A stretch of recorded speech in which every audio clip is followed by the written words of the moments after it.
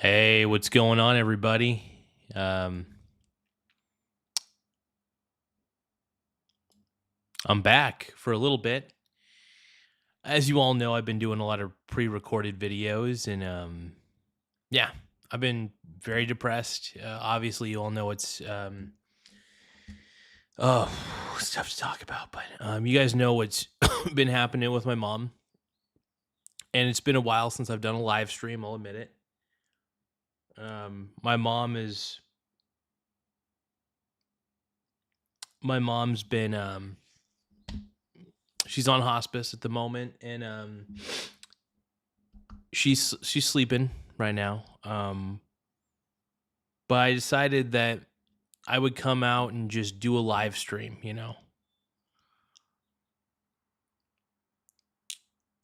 Hey, thank you, Eric Von Eric. I'm kind of having trouble seeing what you're saying here. Um, you've been, what does that say? Let me just take a look and see if I can get a better view of this. Hey, Annie, it's good to see you again. It's good to see all you guys again. Yeah, everything that's been going on, man, has been so tough. I want to say this, man. It's been extremely tough. This has been one of the hardest months of my life. This has been one of the most extremely hard months of my life. But one of the reasons I wanted to do this live stream is just to thank you guys. Nobody's put any pressure on me to get back on a live stream. Everybody's been super understanding, and for that, I just want to thank you guys. I know you guys love watching the show, but I also understand that you understand that life happens, and my mom definitely takes priority, and I have some luxury in the sense that I don't have a schedule that I really have to adhere to. I have a lot of reserve capital if anything goes wrong in my life. I don't make a lot of money, but I make a good amount. It gets me where I need to go. And I just got to say that my mom's probably got about a week and a half, not a week and a half, but a week or less left. And these have been extremely, extremely trying times. And it just sucks because I'm gonna miss her a lot, man. I'm gonna miss her a lot. I realize it's been about like 13 days since I've done a live stream, man. This might be the longest I've gone in a long time without doing a live stream, but I wanted to do this one for you guys. I was thinking to myself, I think the best thing I could do is just, let you guys know what's happening. And I know that there's going to be some dick bags in the chat, some dick bags that are coming to the chat and be douchebags. I get that. But I just want to say that you guys have been maybe far nicer to me than I deserve. I've never been perfect in my life. I've made some mistakes. And there have been points in my life where I have been a piece of trash. And those were moments that I absolutely regret in my life, But I got to say that these last few weeks that I've had with my mom have been honestly amazing.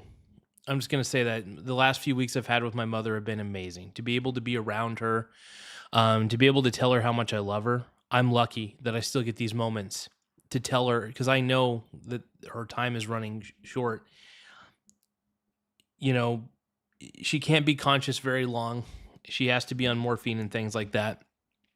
And that's tough. It's really tough to it's just extremely tough to admit that she's not going to be around anymore. It has been one of the toughest things that I've had to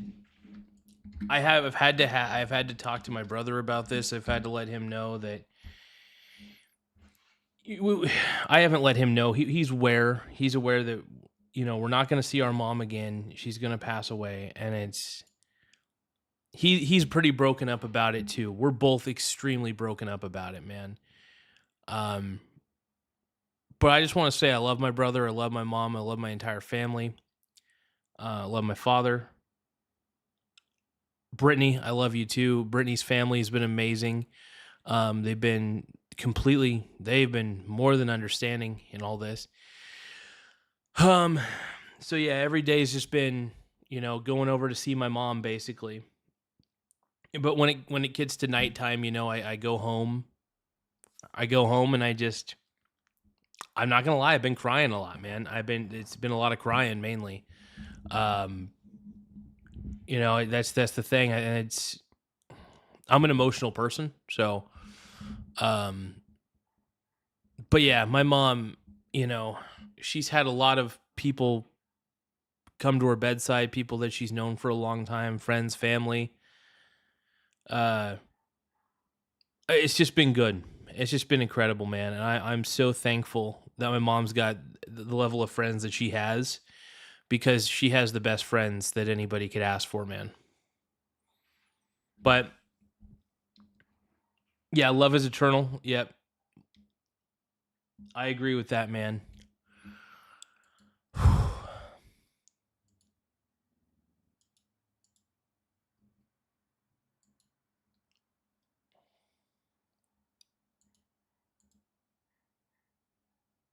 I don't know. Having to admit that my mom's gonna pass away, though, man, that's just tough. And I should be and I am thankful, by the way, that I've had the time that I've had with her. Um, not everybody gets that. I got a good amount of time with her, a great amount of time with her, and where it was every moment perfect, obviously not. Are there things that I wish, I would have never said to my mom in the past? Sure. But we can never take back some of the things we say. All I know is that I've had a better relationship with my mother over the last 7 years than I've had in a long time. So, being able to be around her, being able to care for her, make sure she's good, make sure she's, you know, I understand that when you're on hospice, it's just basically making it to where you could comfortably pass at home.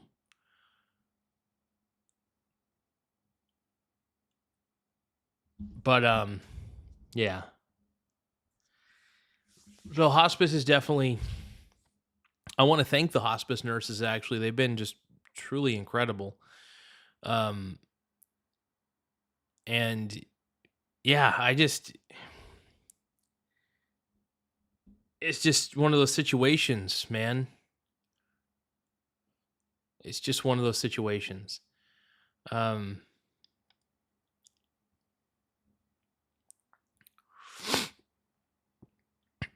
but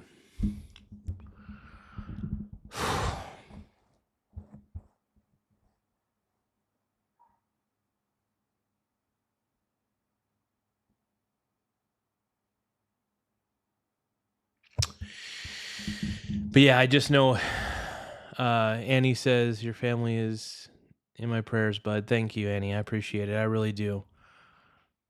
Tiny Lion Gaming says OMG Garza. Hey, it's good to see you again, Tiny Lion Gaming. I miss you, brother. In fact, I miss all you guys. One of the reasons I decided to go live tonight, man, was don't get me wrong, I'm not going to be doing a lot of live streams anytime soon. I'm going to be doing live streams here and there. Because honestly, I've been too depressed to be able to do a live stream even for an hour. But and I'm still depressed, but I feel like I feel like I have a little more emotional stability right now. So I thought, well, let's do a live stream, and let's just kind of talk about whatever. But yeah, no, it's just good. I missed you too, man. Trying Line Gaming, man, brother. I missed you. I miss all you guys. You guys seriously have made this show so worthwhile. And to be honest, while I've been away, I've been thinking about you guys. Like I've been thinking about you, Annie. I've been thinking about you, Tiny Lion Gaming. I've been thinking about my boy Frog Eat Frog, and even people that I know in real life as well. My boy Ty Lord, my boy Christian, Anthony. My boy Ray, Nathan, even the Eagle. I'm not friends with the Eagle anymore, but I do hope he's doing okay. I really do. I don't wish him any ill will. And The Eagle, even though I've talked smack about him, there was some justified smack talking, but I do wish him well more than anything.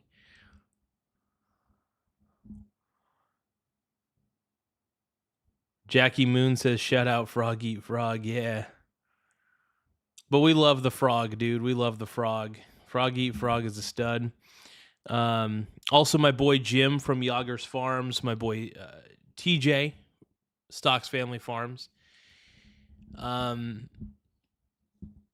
Annie says, "We understand, Garza. Just focus on spending time with your mom. We love you." But yeah, I appreciate that, Annie. Thank you. Thank you a lot.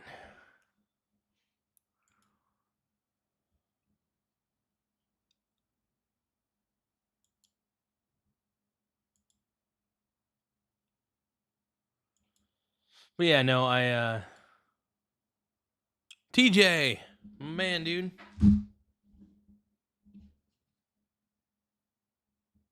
What the hell? TJ, what's going on, brother? It's good to see you on here. Oh, Eric, what are you doing, bro? No.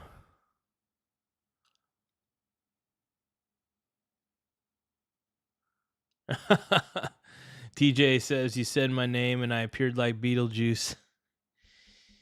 But yeah, I just wanted to give everybody an update.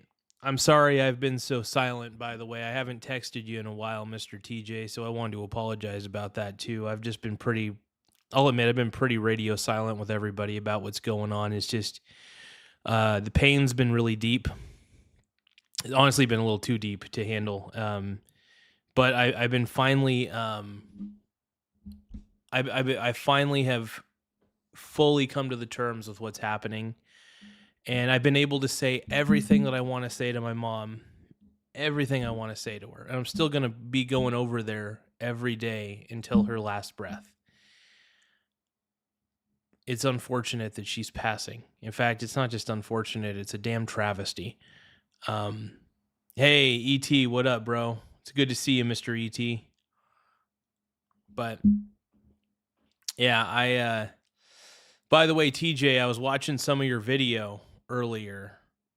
You had a live stream that was, I watched it, and when you were talking about that farmhand who was watching your place, watching your farm, dude, that pisses me off. Like, seriously, like, what the fuck, dude? Like, seriously, that honestly pisses me off to the core. Like, I just want to apologize that I feel bad. I wish I would have been available to at least watch the place. And I'm sorry I wasn't, man. I know that I couldn't watch the place, obviously, because I, had some things going on. And then, of course, my mom's medical emergency and everything. So I had to be as available for my mom as possible. But yeah. I'm just sorry to hear about that, brother. But yeah, no, I've made a lot of peace recently. I've prayed a lot too. I've definitely prayed quite a bit in private, just making sure that, my mom's my mom's a lot closer to God than I am, admittedly. I'm not saying that I'm without God to anybody. I'm just saying that, like, 'cause I do believe we have a creator. I do believe God exists. I just don't know to what capacity, But I do know that we have a creator for sure. But she was much closer to God. She's still around, so she is much closer to God than I am. And but having to admit, TJ says that makes me so, yeah, dude, my mom, she's not like heavily religious or anything, but she definitely, she grew up, reading the Bible, and and she takes a lot of she took a lot of it seriously. And I actually respect the heck out of it.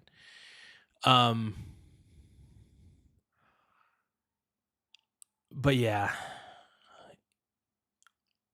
And don't get me wrong, these have been some of the saddest days of my life. I'm not going to lie. It's just been one of the worst months of my life, admittedly. but it's been it, the what my mom has gone through though is beyond what any of us have gone through. At least most of us. I don't know what most people have gone through, to be honest, but I know that probably most of us here, we've never had to battle cancer to this extreme. And I just want to say that my mom, she's a real warrior. She is she's a warrior, man. And I just think that the fact that she was able to do what she could, and she beat the odds, by the way, she beat the odds. So TJ says, I'm sorry for everything you're going through. There is peace in the words of, yeah, I believe that completely, man. I believe in that completely. Hey, Tish, thank you so much. I appreciate it. I appreciate the prayers. I appreciate all you guys. You guys are just so kind and sweet. I mean, it's just all been so hectic and chaotic, It's all been so fucking crazy. But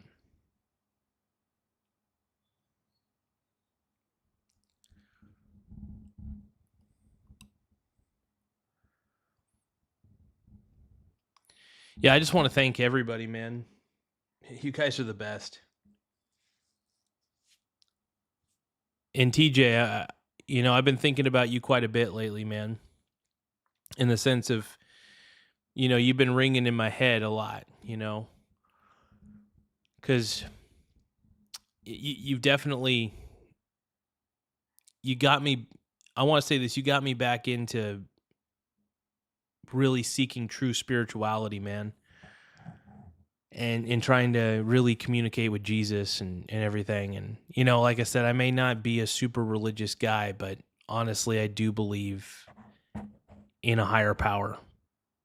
I really do, man. So, and I've read a lot about Jesus, and honestly, he's one of the most, he's somebody I aspire to be more like, even though I'm definitely the furthest thing from him,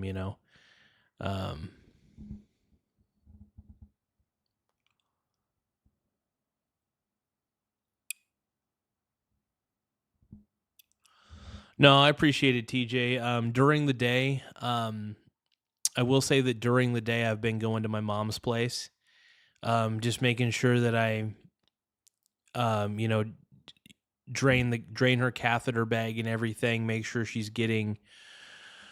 If she needs any morphine, I administer some morphine if Byron's not there. This has been, while I've come to peace with everything that's happening, I've definitely had a hard time.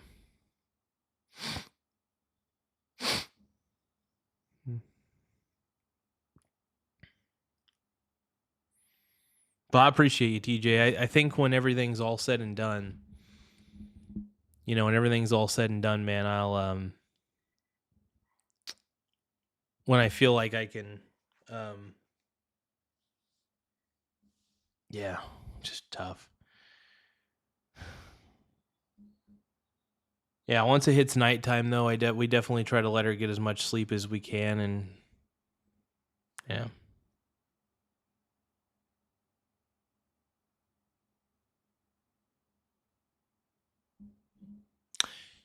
She did a good job. She did a good job raising me and my brother, and I thank her for it. I really do.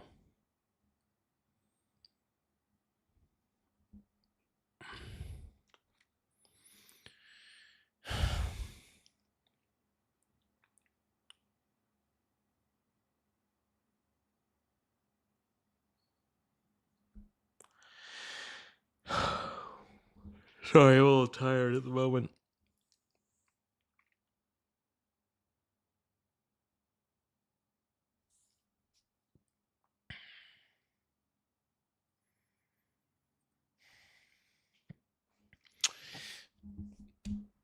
So what do you guys think? Should I react to a video? I'm debating it. I'm debating if I should react to something, man.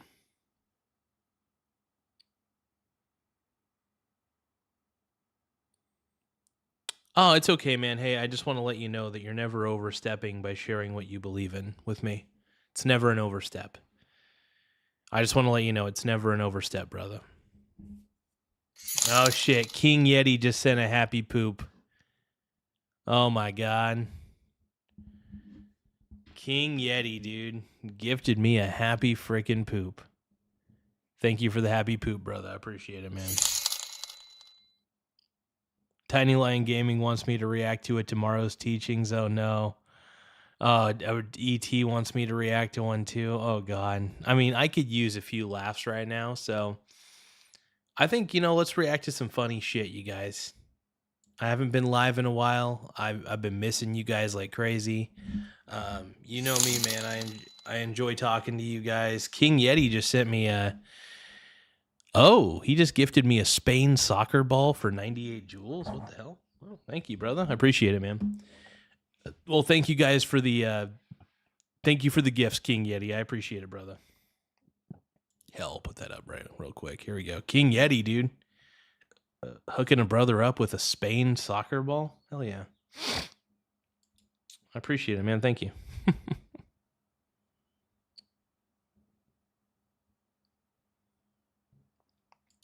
The universe. King Yeti just sent a little chili. Thank you, brother. I appreciate that, man. Thank you. I don't know if I'm ready for tomorrow's teachings right now. I don't think that's going to make anything better. But you know what we will do? We will put we'll put my screen up. I just want to say it's fun to talk to you guys on here again. When I was going through some depressed times, when I was going through some very, very depressing times, doing these live streams really made me feel better about my life, surprisingly. And I do hope that you guys watching the live streams, I hope this brings some sort of entertainment to your life, especially if you're going through some shit, that was always the goal. I know there's a lot of entertaining people on YouTube, so luckily you're not, so luckily you got other options, but. Oh, yeah, the little screen right here. Yeah, thank you, Tish. I appreciate it. It is pretty dope, huh? Pretty neat, man. But yeah, hey, TJ, man, feel free to send me any scriptures you want, brother. Just to let you know, I'm never offended by it because, like I said, it's not that I'm not religious by any means. I'm not, like, super religious, I guess you could say. I'm spiritual. I got, and I do believe in Jesus. So I want to let everybody know that. But, yeah, I'm just not, like... I haven't been to church in forever. And to be honest, I may actually change. I may actually go to church. I may actually get a little more spirituality, Captain Oliver says, "Hey, Fartza, keep picking your nose." Yeah, hey, Captain Oliver. Wait, Captain Oliver, are you Sal by any chance? I feel like this is Sal that I'm talking to. King Oliver. Is that you, Sal? I'm gonna bet it's Sal. Somehow. And King Yeti, thank you for the high five, man. I appreciate it. Approved username says we could start a church, and that's my boy ET. ET, I don't want to start a church, man. That just sounds like a bad idea, bro. That just sounds like a bad call, dude. Bad call. I don't like that call. Not a very good call. But I appreciate your enthusiasm, my G-Dog. Just call me Tubby. I'm a little bit of a big boy, I'm not going to lie. Universal face of defeat. My face and ever. We have, honestly, I haven't reacted to a video in a while, so this is going to be really fun.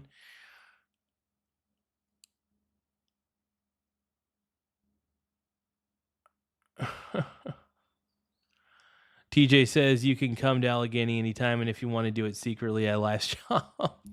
Oh, I don't mind. I don't mind going to church. It's been a while since I've gone to church for sure. It depends. I may just go to a church that's really close by, maybe get a little prayer in. Uh, just, I'll admit I've been pretty anxious lately. Just my anxiety levels are just through the roof right now. Trying to lower my anxiety has been a pain in the ass, but sometimes you can only do what you can, I guess.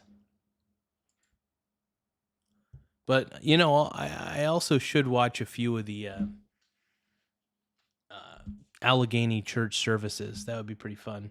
For my wife has an exciting new idea.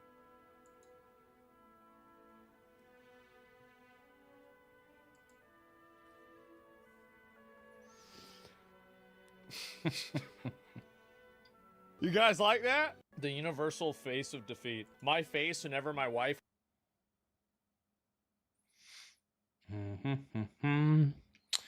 What should we react to, man?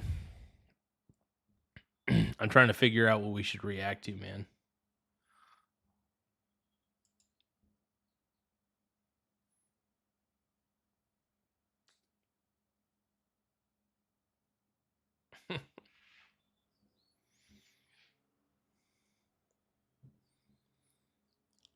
But yeah, no, appreciate it, TJ. Thank you, brother. Appreciate you, man.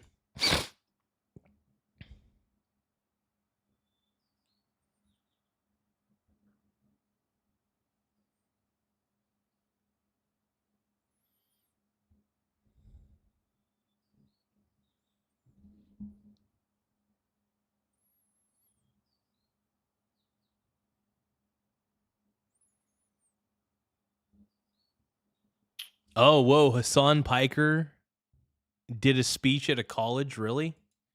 If you've been a fan of my content for a while, you're really going to enjoy today's clip. Hassan Piker went on stage and, well, I'm not going to spoil anything. Let's just... Yeah, Reckless Ben did part 3 of the Lego saga. That was pretty dope. That was honestly incredible. Yeah, part 3 of the Lego saga was unbelievable, man. I was like, holy shit. But yeah, my dad is saying, my dad's watching the stream. He's saying Futa is, oh no. My dad's talking about the Futa shit again. Oh man. I gotta check something real quick. I gotta check a few overnight trades, see if I can make a few quick bucks. But no, I appreciate you guys. Oh no. I'm not gonna say that. Nope. My dad always tries to get me to say some really erotic stuff over the airwaves, and I refuse. I refuse. Jack's Cab Confession says, "Is it he, the one?" My dad's embarrassed. My dad probably is embarrassed. No, I'm just kidding. But no, he's. I don't know. He knows that he knows what I do on live streams.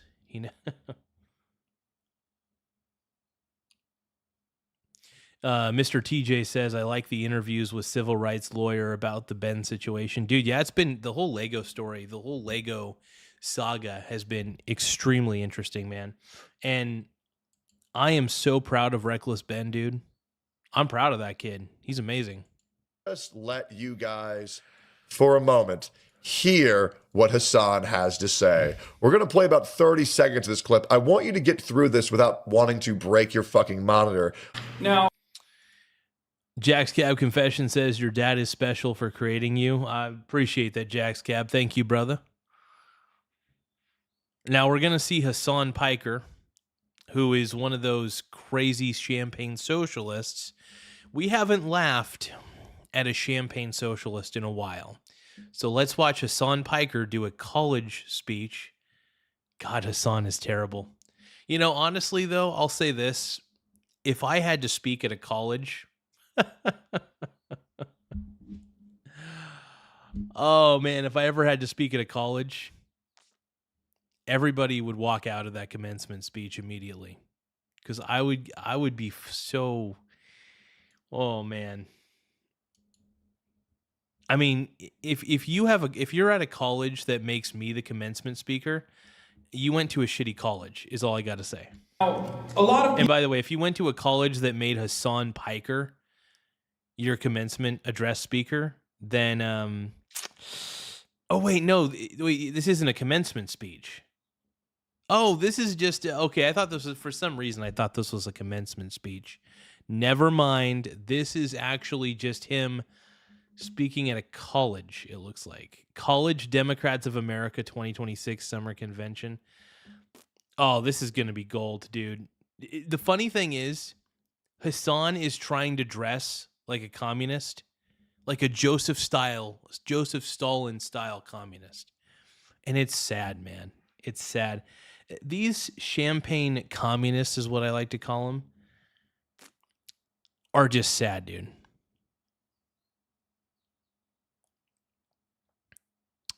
Jack's Cab Confession says, Garza, give yourself more credit than that. You're legit, bro. I don't just like any channel. Yours is top tier. Well, I appreciate Jack's Cab Confessions, man. Brother, I mean it when I say this. Thank you. That compliment means a lot because I've had a very shitty month. This has been one of the shittiest months I've had in a long time. And my God, I appreciate it, man. Thank you.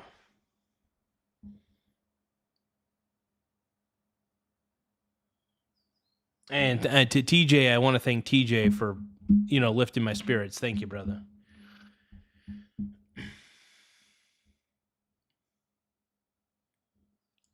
people, including probably your future employers or your current employers, they call me a lot of names. I want to remind you, this college paid him to come speak to their students on how to be a better Democrat and a better human being. Why the fuck is his head so small? They say I'm an idealist, a radical, a terrorist. But the one I mean, all those things are true, by the way, Hassan. All those things that they call you are absolutely true. Let's continue. thing that they don't call me is a liar. Oh, you're a liar. You're a damn liar, Mr. Hassan. So, Hassan Piker claims that nobody on this earth calls him a liar. By the way, this is a direct quote from... Dude, everybody calls that sucker a liar. Are you kidding me? Everybody calls Hassan a liar. Everybody. Of the greatest human beings on earth. 3, actually. Nuxtaku, Asmongold, and Tectone. Hey, thank you, TJ. Love you, brother.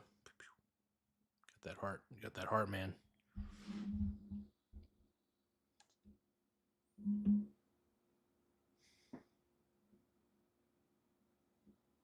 Frequently reference. They call me a lot of things, but they never call me a liar, thusly confirming that Hassan Piker is a very avid viewer of us 3. I want to remind you, Hassan Piker said that nobody ever calls him a liar. So I got my mods to make a hyper compilation of everybody calling him a liar. The problem is that Hassan Piker is a liar, and the pod guys are afraid to challenge him in any way whatsoever. We have another one. Ethan says Hassan Piker is a liar, and he knows it. Let's hear about it. Dude, everybody calls Hassan a liar, dude. Like, not everybody, but most people do. Because you know what Hassan is? He's a communist. Communists tend to lie to get their way. They don't believe in the truth. They don't believe in creating a system of trust. To be honest, communism's like a pirate ship. It really is. If you study communism long enough, you get scared of communism. Not because communism's so effective. I'm not afraid of things that are effective. In fact, I embrace things that are effective. I'm afraid of things that are highly ineffective. Communism is one of those things. And also, don't tell me that democratic socialism is the way, because democratic socialism is just a fancy way of saying that you're a communist. Dude, if you're a democratic socialist, man, you're basically a communist. Seriously. And communism sucks, dude. Collectivism in any way, shape, or form is probably one of the worst things that mankind has ever created. It's bad, dude. It's bad. So, hey, when you're right, you're right. It's so blackpilling. It's so blackpilling. Yep. The thing that I'm seeing throughout Hassan and now Ian's video is just the blatant, and you'll see how people have responded to some of this too and what they're posting about it. The blatant, unashamed lying that happens. That's And all he it's does. so blatant Yep. that I feel like the people who are supporting them know it's a lie. Yep. Like they know it's not true. And they Hassan don't Piker, care. one of the main things he's actually called is just a liar. Here's another one. Steven Crowder. Hassan Piker is a liar. The U.S. government did not force him to stay in a five-star hotel. 31 CFR 515 only bans Americans from government-owned properties. He chose a luxury hotel while Cubans held no power. So there's another 500,000 view clip of another person calling him a liar. Here's another one with Tectone, our God, saying there are now 7 videos of Hassan electrocuting his dog lead in the past 24 hours. Same movement, same emotion, same reaction, every single clip. More will surface soon. This man is using his dog as a prop for 6 to 8 hours a day just to seem more human, to seem more relatable. He is willing to severely reduce the dog's quality of life. That's so messed up, dude. Like, and I believe everything that Tectone just said on here. I believe that wholeheartedly. Hey, thank you, Mr. Nate Dogg, for the happy poop yum yums. I appreciate it, man. Anytime I get a happy poop, man, I get pretty pumped. I'm not going to lie. I do love the happy poops. They are my favorite gift of all time. But thank you, man. I appreciate it. But yeah, no,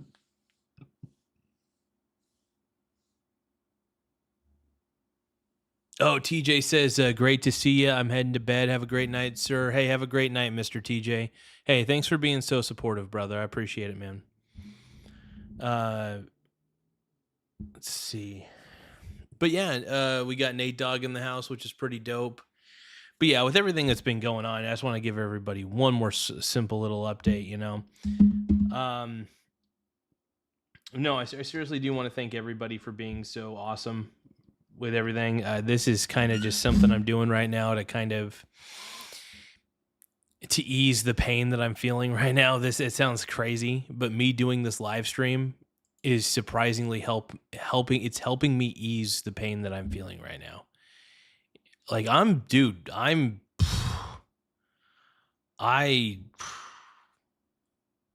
this is going to sound crazy, but I needed this. I am live streaming for purely selfish reasons that this actually just makes me feel useful right now. Because right now, I mean, I definitely got to go to bed soon because I got to get up early in the morning. I want to make sure I'm there for my mom. But I was just sitting down in my chair. I was depressed as shit. And I was like, you know what? Let's just do a live stream. F it. Let's do a live stream. I miss doing these. I haven't done these in a while. I've been depressed as hell. I want to react to a few videos. And honestly, it's making me feel better, man. So yeah. Hey, we got Larson Christopher in the house. Hell yeah. Heck yeah, we got a lot of great people, and honestly, I enjoy the people who come in on the chat. You guys make me laugh. You guys seriously make me laugh, dude. You guys, like I said, you guys are a part of my life. You know, you guys are just as much a part of my life. You know, and obviously a lot of people on here, I don't know you in real life. A lot of you, like the only people who I know that go on my show, you know, like I know TJ in real life. I know Nathan in real life. I know Ty Lord in real life. I know Anthony, Christian, all those guys.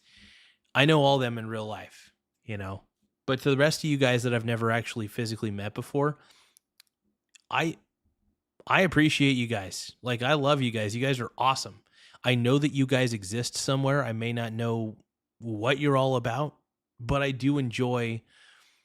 I think I get some sort of solace knowing that I can entertain a few people and make a few people's nights a little bit better. Sadly, I do make a few people's nights a little bit worse, but you know, you can't please everybody, but you can please some people, you know.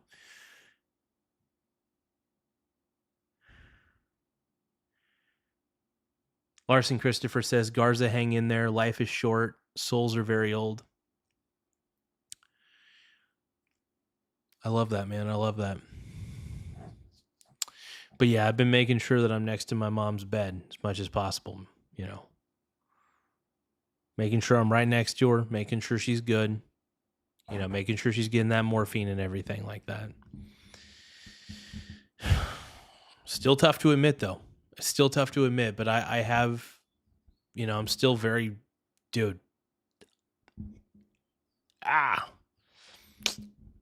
You know, but I'm trying not to break down on live stream, doing everything I can. I'm not going to be live streaming too much tonight, but I just want to let you guys know that my mom is going to pass away, and it is extremely tough. It's been a very tough month for me to really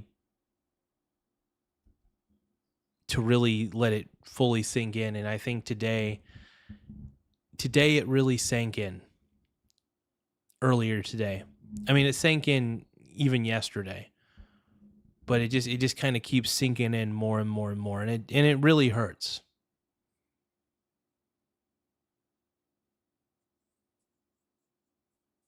While the truth can be liberating, it can also be painful sometimes. And, yeah, it's painful. It's very painful. So, but that's why I'm trying to react to some videos, kind of like have a little watch party, where we react to some stuff. You know what I mean? It's kind of just have a little bit of fun, At least try to have some fun, Everything he does is for optics. He goes live, looks his audience in the eyes, and lies because he knows they're too stupid to call him out. He gets his pussy-ass content creators and even his girlfriend to cover his ass at every turn. Even Twitch itself runs defense for this inhuman piece of shit. We have another one. We have Jimmy Reviews saying Hassan got bodied by that community notes. Oh my God, what a liar. We have another one. Hassan on his responsibility to the truth. When it comes to the question of responsibility, how do you see that? What do you think? What would you say your primary responsibility? Whoa. Is that Andrew Tate? Is that like a more effeminate version of Andrew Tate? That might be my boy, Andrew Tate. Top G. These are when it comes to activism and in the world of streaming and sort of just in online spaces more generally. Yeah, I try to deliver truthful analysis. Oh my God. Nothing about Mr. Hassan is truthful. But let's continue. Well, I wouldn't say nothing. That's an exaggeration. Hassan, you're a frustrating man, but I want to be a little more woke, so I want to try to understand Hassan. So let's be more woke. Let's put our woke glasses on. Boop. And let's try to understand Hassan Piker. Yeah. Well, I imagined it, so it must be real. That's both true to myself and true to the facts on the ground to the best of my ability. Of course. And I do think about that responsibility all the time. It's something that I try to maintain to the best of my ability because I understand that for people under the age of 40, I used to say 25, now I'm saying 40. Oh my God. A lot of people see me as their primary news source, something that's I would kill. I don't think anybody sees Hassan Piker as their primary news source. And there are people who do, unfortunately, and those are people who can't see that he's a champagne communist. But whatever, let's keep going. Kill myself if Hassan Piker was my main news source. What a miserable, retarded existence you must be if you feel like you got to turn on Hassan Piker for the news. That is crazy. Something that's on in the background throughout their day. It's almost like an 8-hour CNN broadcast. Ugh. Dude. To anybody who can watch 8 hours of Hassan Piker, I commend you. Actually, you know what? I don't commend you. I feel bad for you. I hope you get the therapy that you need. Let's keep going. So I try to not maintain a level of professionalism in my commentary necessarily, but definitely maintain a level of... Dude, there is nothing professional about his commentary. So, yeah, it doesn't matter. Like, him saying he's professional is like me saying I'm professional when it comes to this show. Now, when it came to work, yeah, I was always professional. But when it comes to this show, I am the least professional man out there. I admit it though. He seems to not be able to admit that he's not. This is not. If this is the voice of the left, if Hassan Piker is the voice of the left has a major identity crisis on their hands. I'm just saying. The professionalism when it comes to verifiable evidence that I address, Yeah, I want to remind you guys that there were, I believe, 20 or so women that got raped, and there was traces of blood, verifiable evidence, and he said, well, I don't know.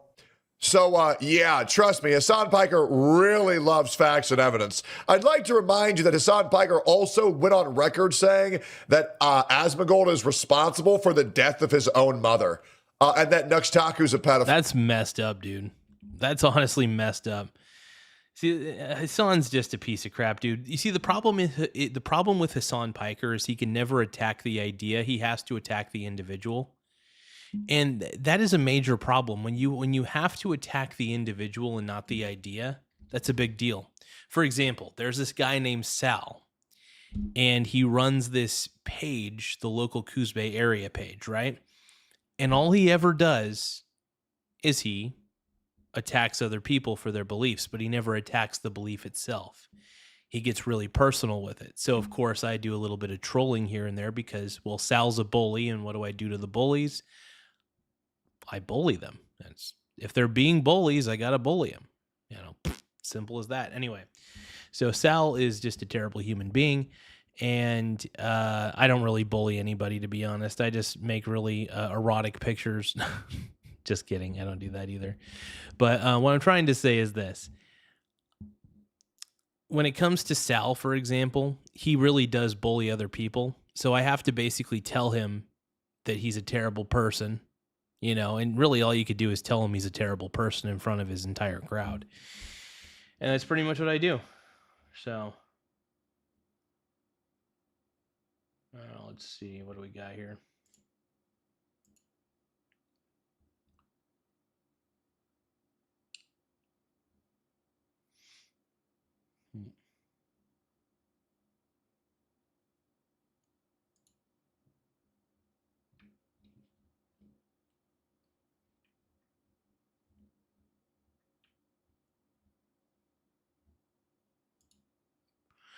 Give me just a few seconds, everybody.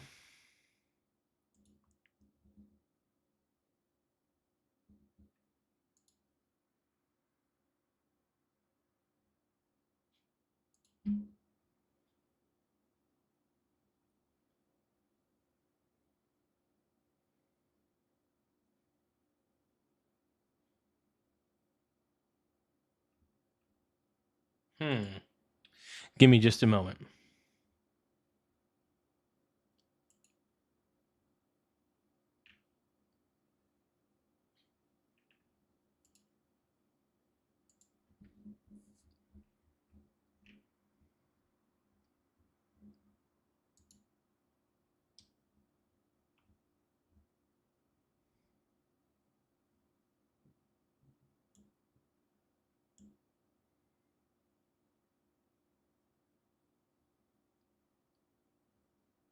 All right. Sorry about that, you guys. Checking out something real quick on the interwebs.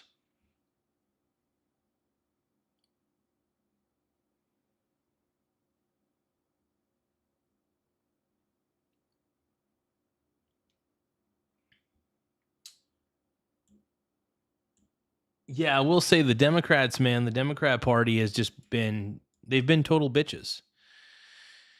They've just been total bitches, man. It's terrible.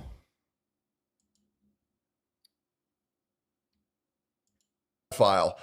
Yeah. I just want to make sure you guys know that. My analysis or build my analysis on top of. Unfortunately, in this age of misinformation with AI, with bad faith actors, the democratization of media has. And Hassan is nothing of those, by the way. Hassan is nothing but good faith. Nothing but good faith. So that's why when his best friend got accused of rape, 5 different. I do want to say this, though. Sal is actually my marketing director at this point. The more things he makes about me, the more powerful he makes me. Seriously. Like, that guy is the best advertiser I've ever had. because he makes these little ridiculous posters about me, and I'm like, oh great, I'll just post these in all the Coos County groups and stuff, and it's free advertising for the YouTube channel. So honestly, I mean, dude, Sal is a bully to me. Like he's been more of a bully to me than anything. But I will say this, you know, I don't really care though. I don't really give a shit. Sal is a terrible person though. I'm just gonna say this right now. Sal is an awful person. He sucks. Like he really is terrible. And yeah, just shitty. Different women. He still plays basketball with them every week. But it's crazy because if any other motherfucker lies about anybody else on the internet, he goes all in. So very interesting.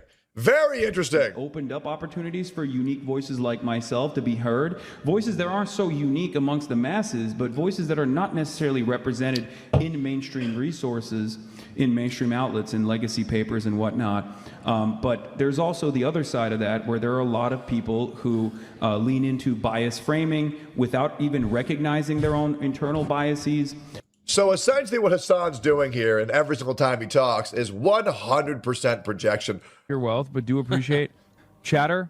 I promise you, I don't flaunt my wealth. He doesn't flaunt his wealth, dude. Oh my God. Hassan Piker is the king of flaunting his wealth. That's all the dude does. And the worst part is the craziest part about this guy is that he's benefited so much from capitalism, yet he's the most communist man you're ever going to see. And it is such a beautiful irony because he has benefited so heavily from capitalism. It's insane.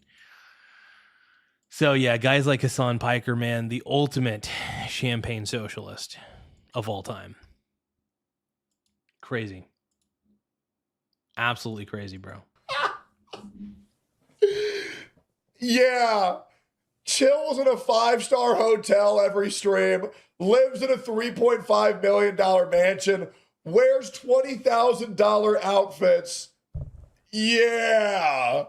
No, of course he doesn't. When you ride around with like really expensive clothes, if you're going around with shirts that are $1,000, you're flaunting your wealth. Yep. That's the only reason why you'd buy something like that. You don't need to buy really expensive clothes. Oh yeah, exactly. There is no reason in hell, even if you have the income, like even if I had $1 million in cash, I would not be buying $1,000 shirts. Because it's just stupid. You're putting a target on your back, first off. Second, like, dude, it's so stupid to flaunt your wealth because everybody, first off, people envy wealth. And when they envy wealth, they want to hurt you for your wealth. So the best thing you could do is look like a poor person. Best thing you could do. See, Asmund Gould has it perfectly right. Asmund Gould looks like a poor homeless man. Yet, he is one of the most successful people I've ever seen, monetarily speaking. Sometimes, I will say this, the best kind of wealth, is silent. The more you flaunt your wealth, the more of a target you put on your back. The best thing you could be is unassuming. Make people think you're an idiot. If you make people think you're an idiot, they'll never expect anything out of you. This is one of the reasons why I act like a dumbass. I don't want people to expect anything out of me. It's better that way.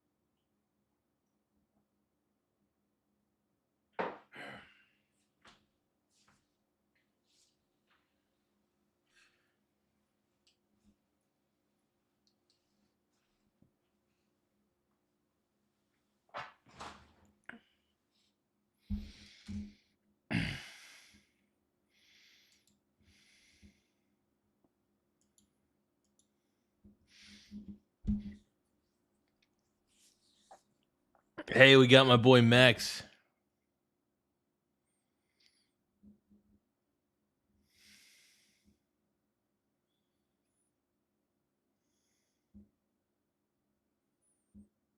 Hey, ET saying,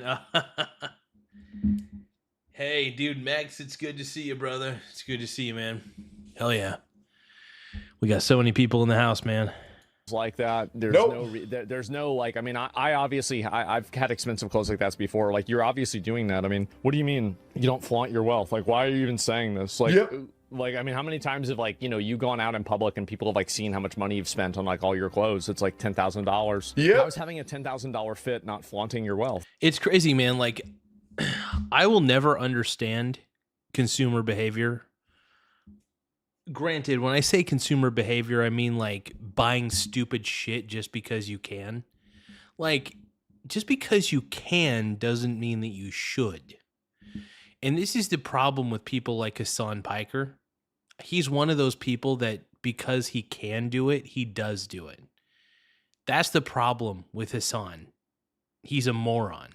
The guy's going to be broke faster than anybody in this life, mainly because he buys so much stupid crap.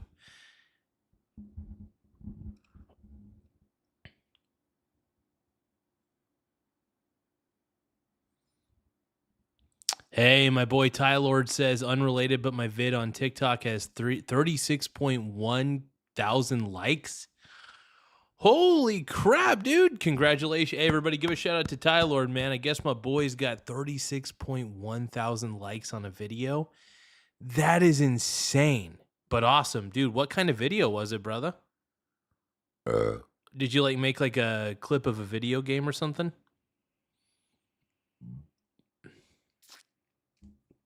I think that's pretty tight, man. Dude, anytime somebody could get viral success on a video, I'm like, fuck yeah, dude. Gives me well, I don't know if I should say it on there, but you know, it makes my pants tight. Like, I mean, what are you doing here? It's just, it's Jesus Christ. Other people will go to unbelievable I can't believe Hassan Piker is lying. This is so rare. lengths to try to identify how much each individual artist. That's crazy, man. So simply, you just simply did a game clip, and that shit went off on TikTok. I love it, bro. And hey, milk that success, dude. It might even get you like a ton of subscribers too. Honestly, the more subscribers and the more followers you can get on any social platform, take advantage of that, man. Take full advantage of that. You know you should, bro. You know you should. I mean, dude, I take advantage of my leverage on YouTube all the time, man. The fact that I have, the fact that I got 10,888 subscribers on YouTube, man, I leverage the hell out of that subscribership. So, man, if you got a buttload of subscribers because of that TikTok video, man, totally milk it for everything it's worth, bro. Milk it for every freaking thing it's worth, bro. Everything. I love it, man.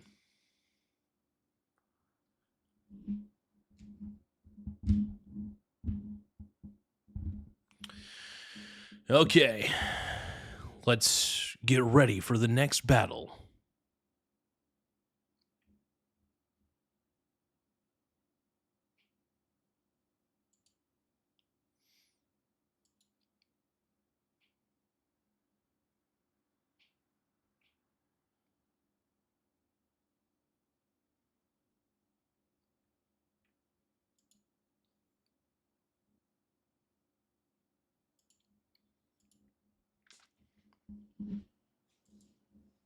article of clothing I've purchased without even knowing where I've purchased that article of clothing or how I've acquired that article of clothing or whether it is at odds with my worldview at all to create this idea. Yeah, guys, he got all of these clothes for free, actually.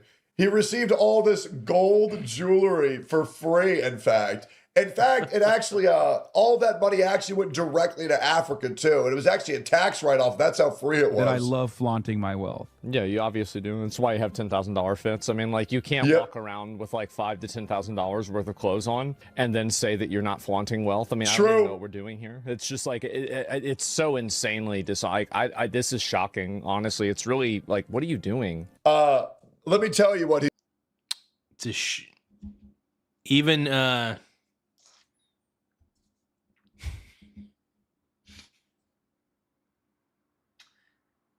even his dog Kaya is shocked. He's doing as we go, lying about fucking everything. We have another man by the name. Dude, Hassan is the most insufferable guy on the internet. Like, out of all the streamers on the internet, Hassan Piker is even more insufferable than I am. And trust me, I can get really insufferable real fucking fast. Really fucking fast. The name of Tectone saying, this is the. All right, I'm done with Hassan Piker, to be honest. I'm sick of this guy. I love Tectone, and I love Hassan, man, but yeah.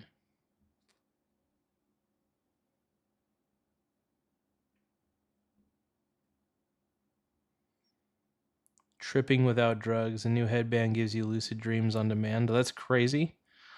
Really?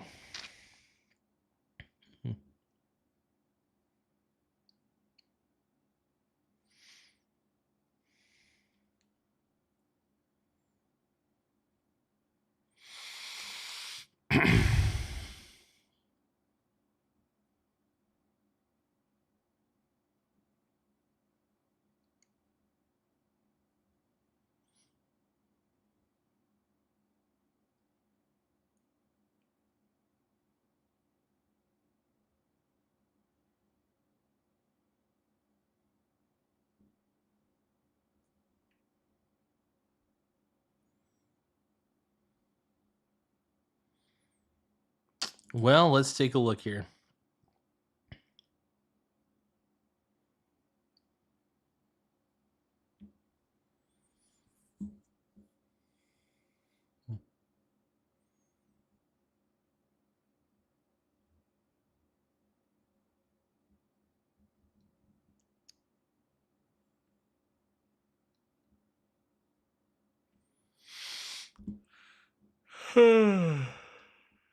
Let's see.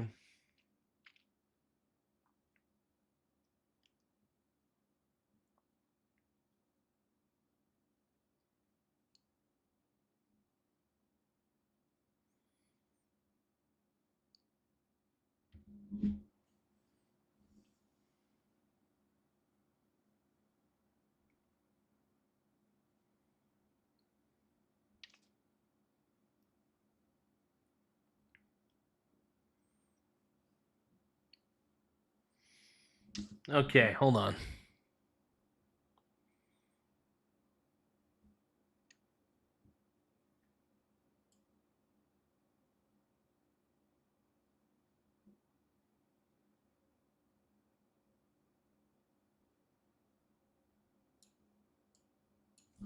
Hold on. I want to watch something real quick. I got it. There was something I watched a little bit of this. They made when I a was second sleep. episode. So right before I went to sleep, I watched this and it was so funny. ET said that. I appreciate it, brother. I appreciate it.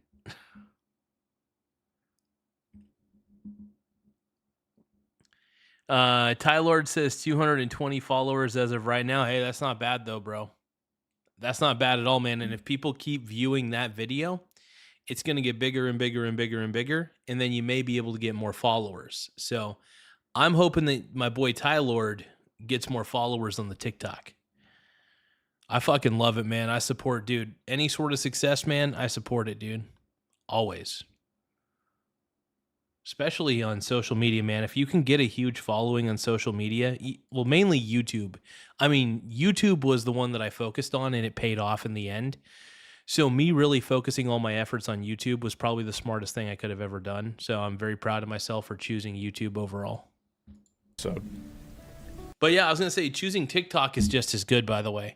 In fact, if anything, TikTok has been kind of a rising star. But YouTube is still the most popular platform and still has a lot of people on it.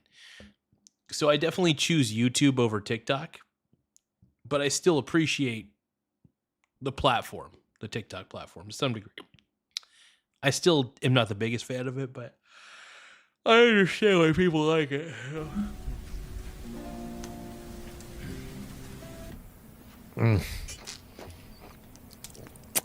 This first one was so fucking good.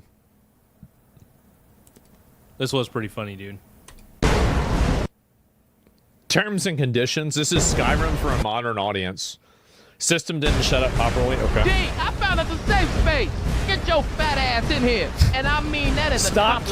killing us. This way, D. I need to check on Nick first. D, Nick is unalived. Frick you, Lydia. He's got Unalived? Nick. Stay with me, Nick. I'm not a racist. Oh, Jesus. I'm not a racist. Oh my god, I love that. Poor Nick. I'm not going to say his last name, though. I'm not going to say Nick's last name. I think you know what his last name might be, though. Nah! D, you can keep the memory of Nick alive by purchasing the Nick skin in the battle pass. You can buy that? The battle Looks like you caught us in the act, huh, D? You don't mind if we keep this party going, do you? Jesus. Yes, I'm a bigot. Uh-oh. Uh-oh. Click it. I was going to say something bigoted there, but I chose not to. Damn straight, D, so to speak. And besides, you have no So to right to speak. tell me when or when not to express my sexuality. Now, take your pants off. Well, I don't want to be a bigot, so okay. Guess now I know why they call you D. Great job, D. Thanks. This is so funny, though, dude. This is like one of the funniest videos out there, dude. I love it. D. Happy Red Gar. Back the frick up, motherfucker. Oh, God. It's a white dragon. Oh, no. And now It's Red the Gar- white... Oh, by the way, this is by Dr. Foxotic. Dr. Foxotic, make sure you guys subscribe to him. He is the greatest. He runs the greatest AI channel of all time. Power Right. dragon. Makes you think. Huh. Oh, frick. I'm gonna have to jump. D, you're going to have to jump. You gonna have to jump, D. I'll reach you around the other side. In more ways than one if you know what I mean. But why don't Press you jump space too? to You jump. can do this, D. Oh, Christ. Press I don't know if I space can to do jump. this. Just breathe. Don't make me jump. We'll jump together on the count of 3, okay? Okay. One Mississippi. Oh, God, I changed my Call it mind. the Grand Dragon? If What? you've been subscribed to Dr. Foxotic, then you've definitely seen those banger songs that he's been dropping. Well, now Oh my you can God. also make God, dude, honestly, the rise of AI music, even this song is amazing. cool AI music like the song playing right now with today's sponsor, Murica AI. Do you guys think I should subscribe to Murica AI? I think I might, dude. I may actually subscribe. I may subscribe to Murica AI, dude. I may do it. Larson Christopher says this is like new school red versus blue Halo. Oh my God, I never put the 2 and 2 together, but you are right, Mr. Larson Christopher. You are absolutely right, dude. Oh my God, I love it. Whether you're a musician leveling up your work, a content creator needing copyright-free songs, or someone who just wants to play AI with videos now, music, AI Murica music and AI everything? is the platform for you. Oh my God. Just enter a text It's prompt or actually lyrics taking to over. instantly generate countless fully produced Murica songs AI. and vocals. Easily change the creative I mean, this is great, dude. I love this shit. direction by using Murica's remix function. Wow. Get ultimate control with Murica's professional AI Oh my God. workstation, featuring multi-track This is so editing, good. stem separation. Dude, I think I might need to subscribe to Murica AI. Straight up, dude. I may actually sub to that. I'm going to take a look at some of the plans that they have, but it would be fun to make AI generated music and just like straight up start posting that shit on like, I don't know, creating background music. I mean, it would make the process of creating background music a lot easier without needing to, because it would all be royalty free as far as I know. So the fact that it would be royalty free would actually be a good thing. But hey, let's keep going, man. And region refinement. Holy fuck. Murica can even analyze your uploaded image or video and generate a matching original This is great, score. yeah. Finally, the We'll all creator's become nightmare slop of finding creators? The right Yeah. background music is no more. Wow. Quality-wise, Murica models are consistently ranked #1 on artificial Goy intelligence, analysis. that's And right. This is sure to continue. Goy intelligence. You love with the AI, recent you Goy? release of I do. Murica's I love best AI. model yet, I'm a Murica big fan of AI. Murica's AI I want to powers replace creators everybody of all with sizes AI to so we can instantly turn generate people into professional batteries affordable for music. AI. Turn raw ideas into fully produced bangers. Fine-tune every right. stem with professional control. Put 'em on like a, custom soundtracks that perfectly fit your content. Sign up for Marika today. Hamster wheel. Yeah, hamster wheel. The power of AI music. Wow. God, that is like one of the best. That is honestly one of the greatest ads of all time. Larson Christopher says, "Hey Garza, look up who is in jail in the Minneapolis Metro." Minneapolis Metro. Hold on. Minneapolis Metro. Wow.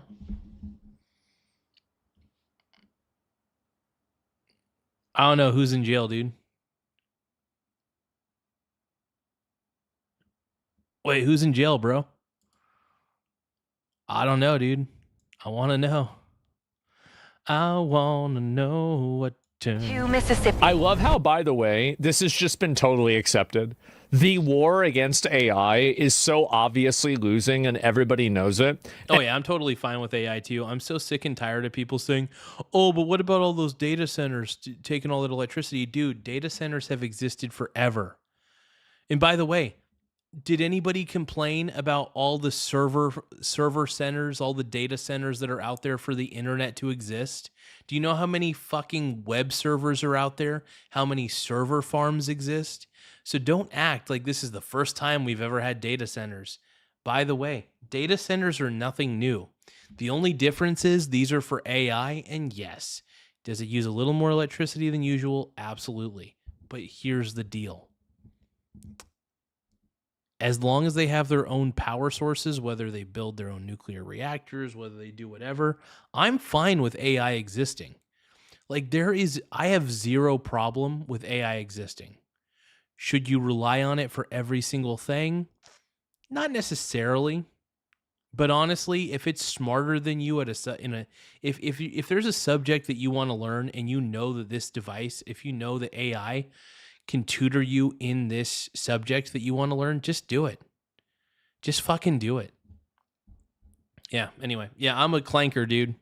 I'm a goddamn clanker, and I'm proud of it. And I hope that this is the most important thing, that we never let the people that virtue signaled about AI forget that they did it. Nathan, I'm looking at you, dude. Nathan, I'm looking at you, brother. Nathan has told me several times that I'm draining all the lakes. That because I what was it? I don't know if Nathan's watching at the moment, but if he is, he'll probably correct me on this. But I think he said something along the lines of like every time Mike says thank you to the AI, another lake has been drained. Something along those lines. Like I'm probably misquoting Nathan on that one, but the I don't know. I misquote a lot of things, but I think that's kind of along the lines of what he was saying. But yeah, I'm draining lakes, everybody. I'm draining every lake. But no, I think the AI is going to be fine. I don't think it's going to be as detrimental as everybody thinks it is. I'm on board with AI, man.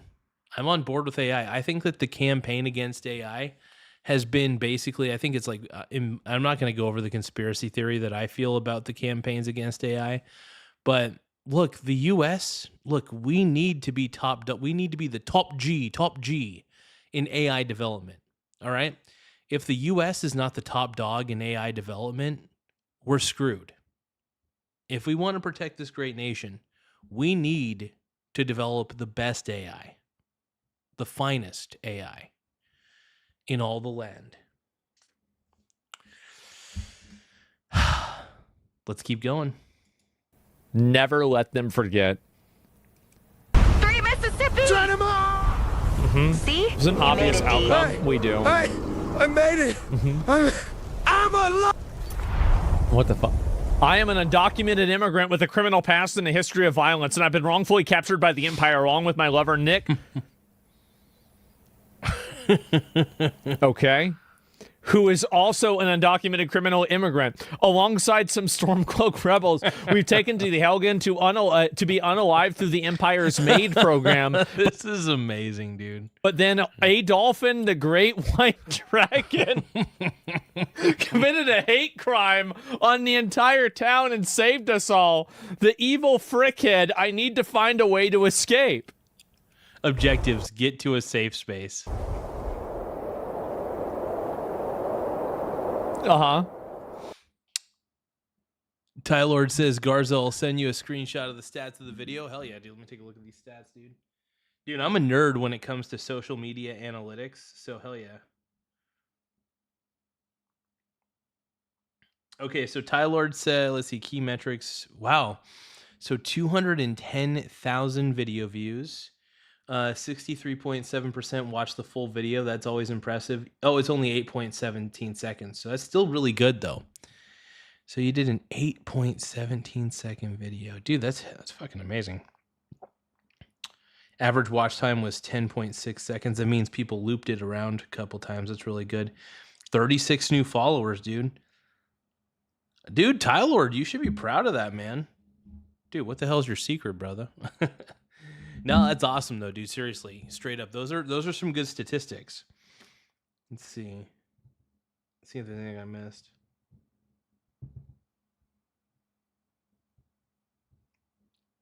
Yeah, the video has 36,000 likes. That's really, really good, dude. And the fact that it has so many likes, dude, and you made this yesterday? Dude, the fact that you made this video yesterday and it's already at 210,000 views, it is possible that it's going to reach 1 million views probably in the next couple days or sooner. And when it does, dude, that's going to be huge, because what happens is when something like that goes viral on the TikTok algorithm, that's really good. Like, dude, that's honestly insane. That's like really, really good. Dude, milk that shit, brother. I dig it.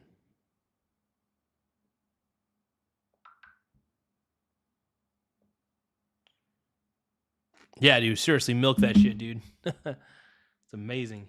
Say his name? I won't.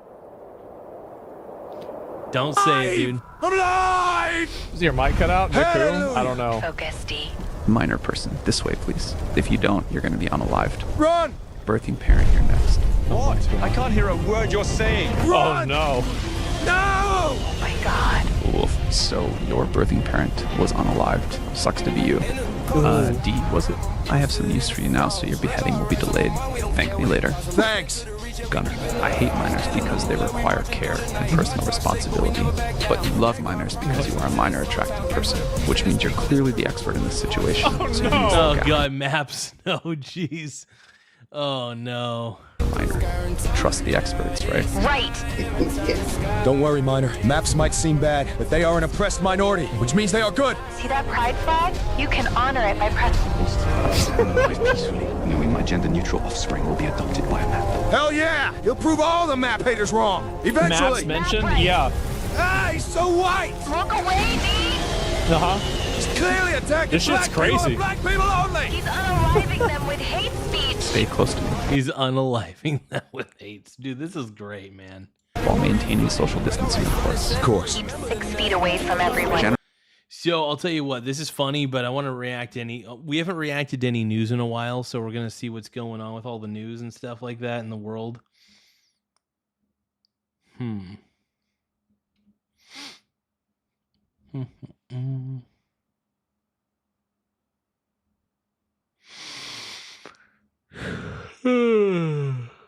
Andrew Tate, let me take a look here. I've never seen an outfit this gay before. This is the gayest outfit I've ever seen in my entire life. Correct me if I'm wrong, but what really makes this outfit omega gay isn't even the shirt, it's the tight blue jeans. I've never seen an outfit. It's the tight blue jeans.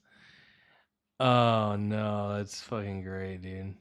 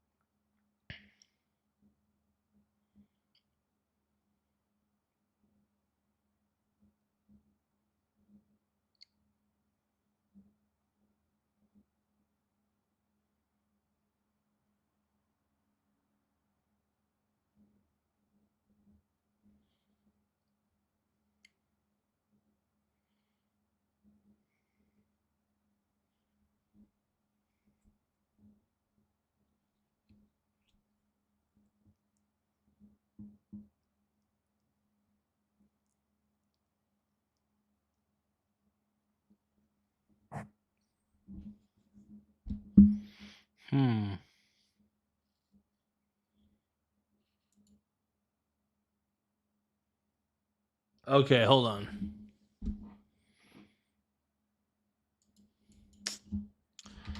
Let's look up Donald Trump, dude. Let's see how my boy Trump Dog's doing. Oh, dude, Donald Trump presented the World Cup trophy to Spain after victory over Argentina. Oh, dude, what a stud, dude. What a stud.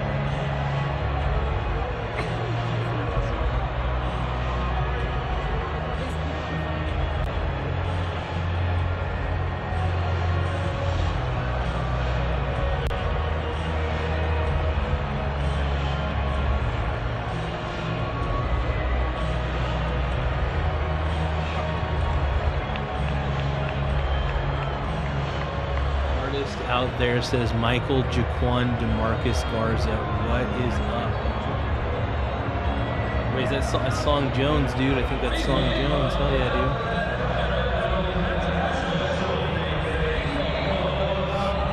Well, I'm assuming it's Song Jones, but hell yeah, dude.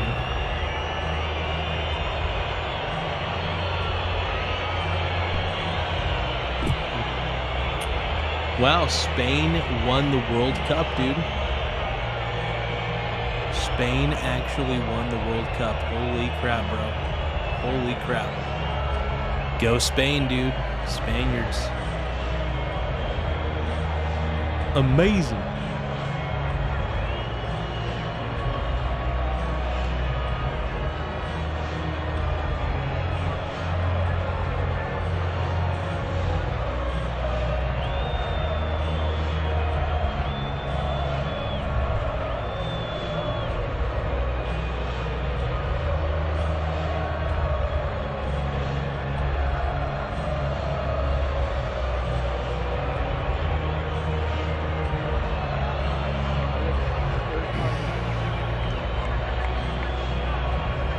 This is great, man.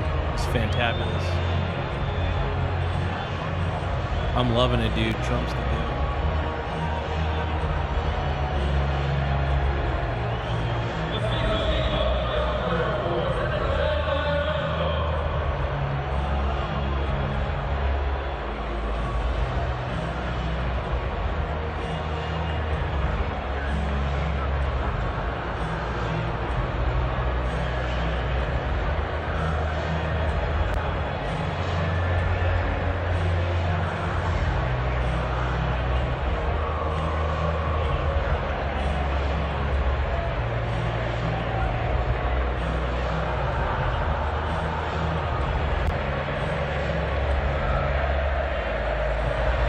The goat, dude. The goat.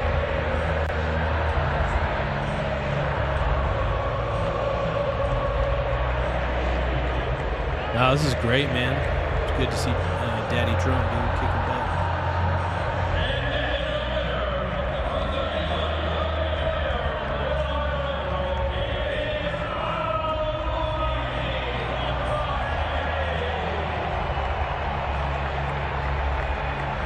Hell yeah, dude. What a stud, dude. They're all coming up, dude. They're like, hell yeah, dude. They want to be able to talk to Trump Daddy, dude. I know I would if I was playing soccer, dude, and I won the World Cup. Be like, Trump Daddy, I did it for you, dog. I did it for you, bro.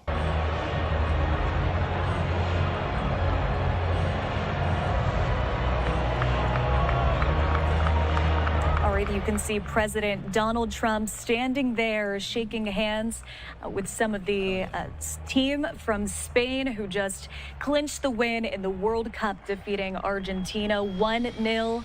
You can see he is getting set, about to award Team Spain with that World Cup trophy as they take home that championship.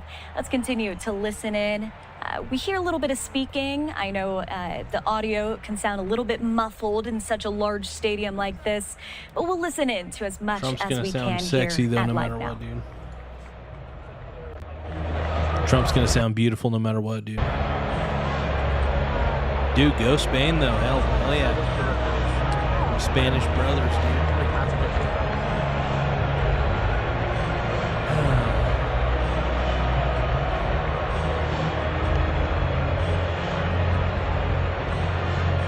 Brony bros, dude, my bros, the bronies.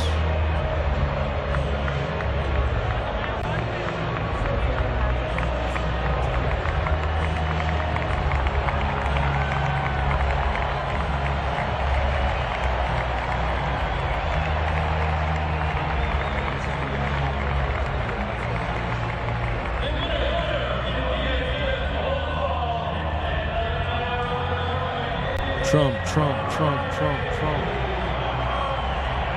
Trump make me hump. Trump make me hump. Trump make me hump. Oh yeah, Trump make me hump. Get it, bro. Get it, dude. This is hot. I love it, bro.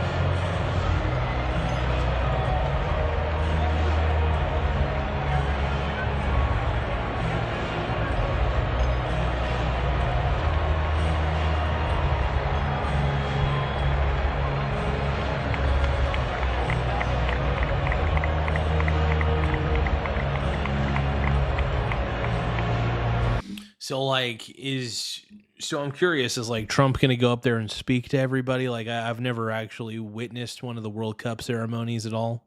Like I got zero clue. Not going to lie. I'm not a soccer guy. I'm not really into soccer, but let's keep going.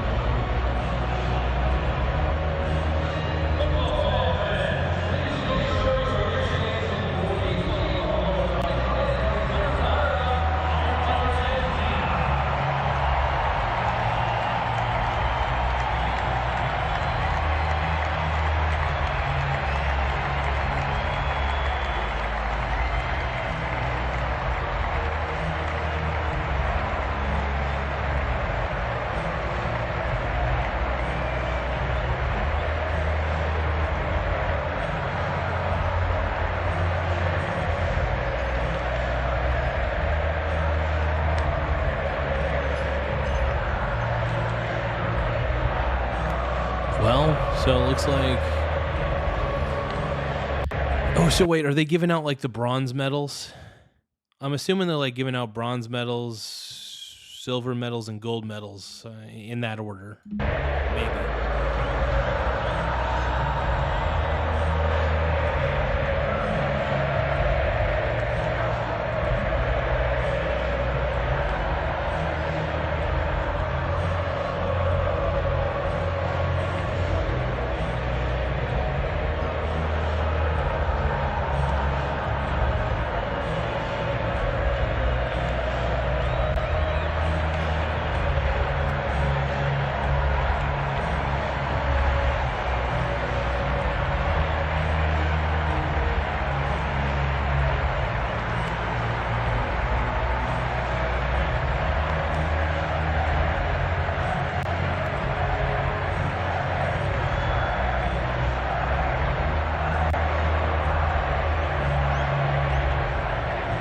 I mean, this is kind of boring. I'm not gonna lie. I'm nearly falling asleep watching this. As much as I love Trump Dog, I really do. But where is there a part where like he speaks or anything like that, or does he like get up and say that I'm the man? Does he give the Michael Garza show a shout out? What happens?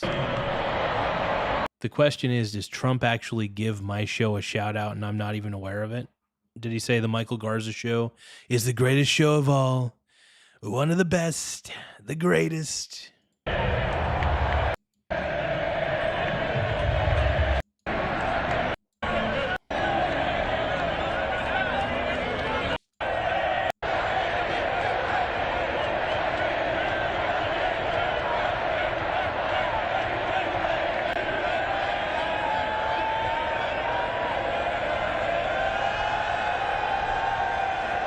Oh, dude, Trump's like taking a picture with him, dude. That's tight as hell, dude. Tight as hell. Yeah, dude, Tylord, send me the video you posted, bro. I'm curious. I'll have to check it out, dude. I'll have to see what your I'll have to see what the secret sauce is, dude. I'll learn from Tylord how to go. Dude, I need to learn how to go viral. So, like, a lot of my videos, they don't go viral, but they get a lot of views. You know, they get enough views to be sustainable.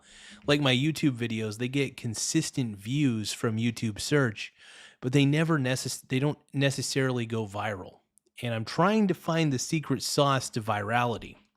Granted, though, the whole goal is growth. If I could get viral, if I go viral, great. But if not, the growth trajectory that I'm on is the most important thing. That's the most important thing overall.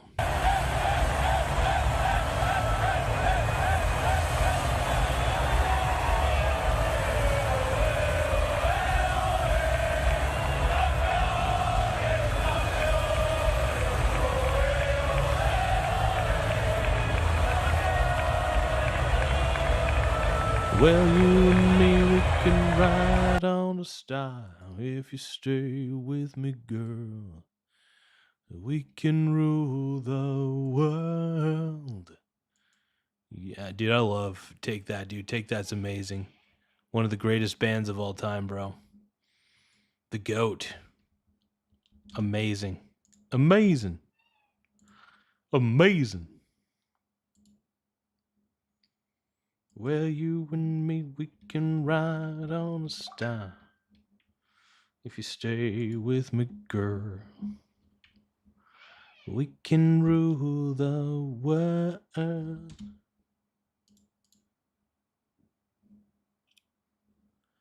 Yeah, the stadium must be pretty loud in that moment, exactly. I think Tylord sent me the vid. Okay, here's the video.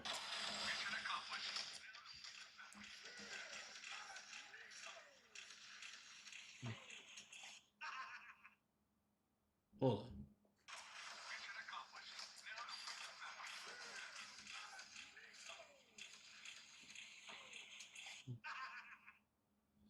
Ah, that's good shit, dude. Ah, that's amazing. That's perfect, dude. Tylord it's just funny, dude. That's a good clip, dude. No, it's actually a really good video clip right there. Especially, I need to start doing more video gameplay throughs. You guys, I can't speak.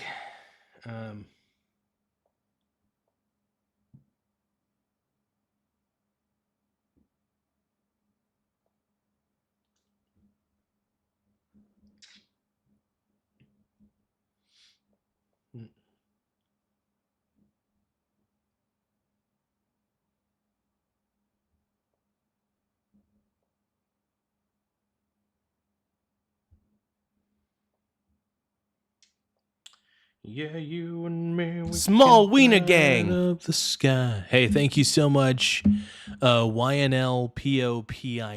Thank you for subscribing to the channel. Mucho apreciado.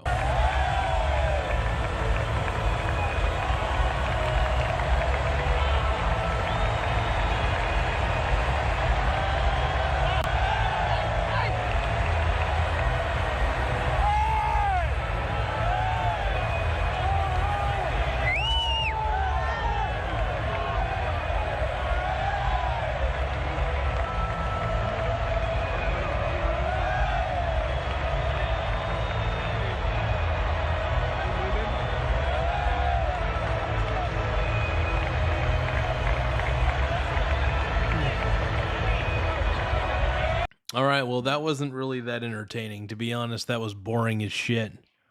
But that's okay. That's okay. Not every video we react to is going to be a banger. Not every single video is going to be a banger. I accept that. I understand that. That's okay. Well, you and me, we can ride on a star if you stay with me, girl. Still one of my favorite songs, dude. Rule the World by Take That, dude. Amazing.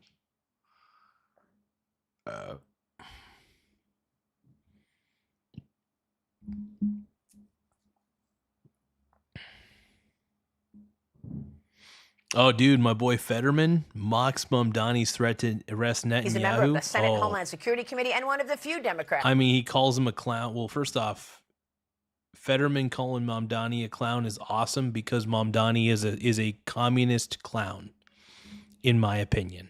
It's just an opinion, but he is I believe he's a communist. I believe that Zoran Mamdani is a communist because he basically admits to being one. Who supports Israel and the president's efforts there. Senator, great to have you this morning.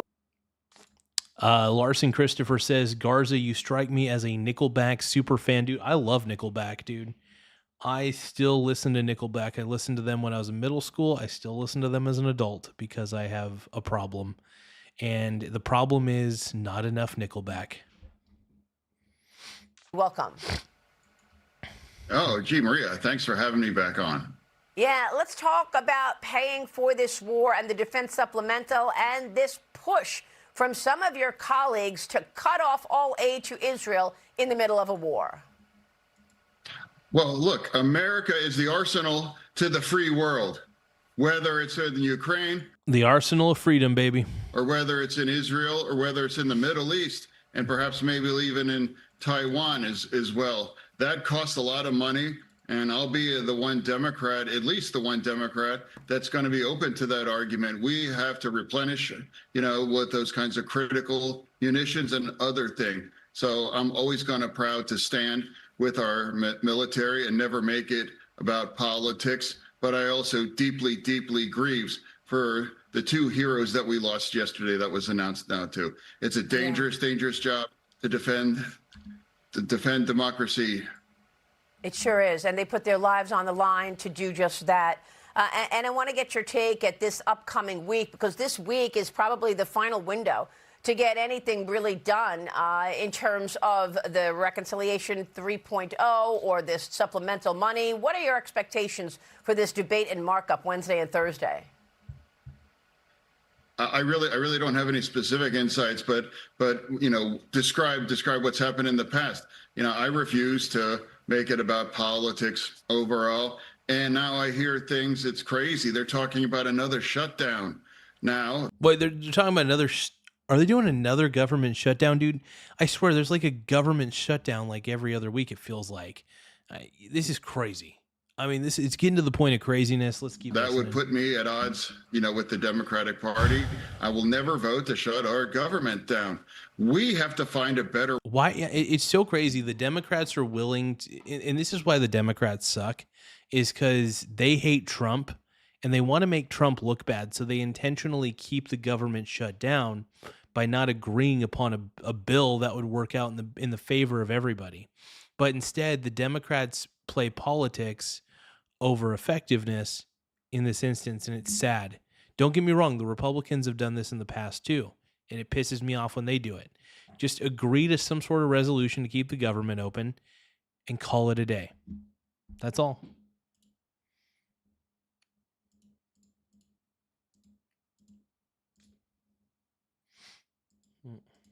Way. That's a core responsibility. And now the reasons why we claimed why we shut our government down, whether it's healthcare or reforms with ICE, neither of those ever happened. So it's a loser for American. And now I know there are my colleagues that don't want to do these things, but I'll stand up to the party and say this is wrong to do that. So that's the situation, and it's very disappointed to even. That would be the third shutdown in like 9 months. That's insane. Senator, it complicates things that you've got these very far left candidates winning and socialists now in leadership positions. I mean, you've got the mayor of New York, Zoran Mamdani, threatening that he will have Benjamin Netanyahu arrested if he comes to New York for the UN UNGA, which is happening in September. What are your thoughts here on Mamdani threatening to arrest Benjamin Netanyahu if he comes to the U.S.? What is such a tough guy? It's so crazy, dude. Can he, dude, here's the thing. Mamdani doesn't have that sort of power. He is simply a lowly mayor of New York City. Mamdani, the only thing Mamdani has is he's convinced a bunch of stupid children that communism's the way. It's not the way. Communism is a joke, and only clowns believe in communism. Okay, let's keep going. To say that kind of thing. He has no way to do that. Of course, obviously. It's funny, though, because, man, Mamdani has no shame. America's not even part of that corrupt court.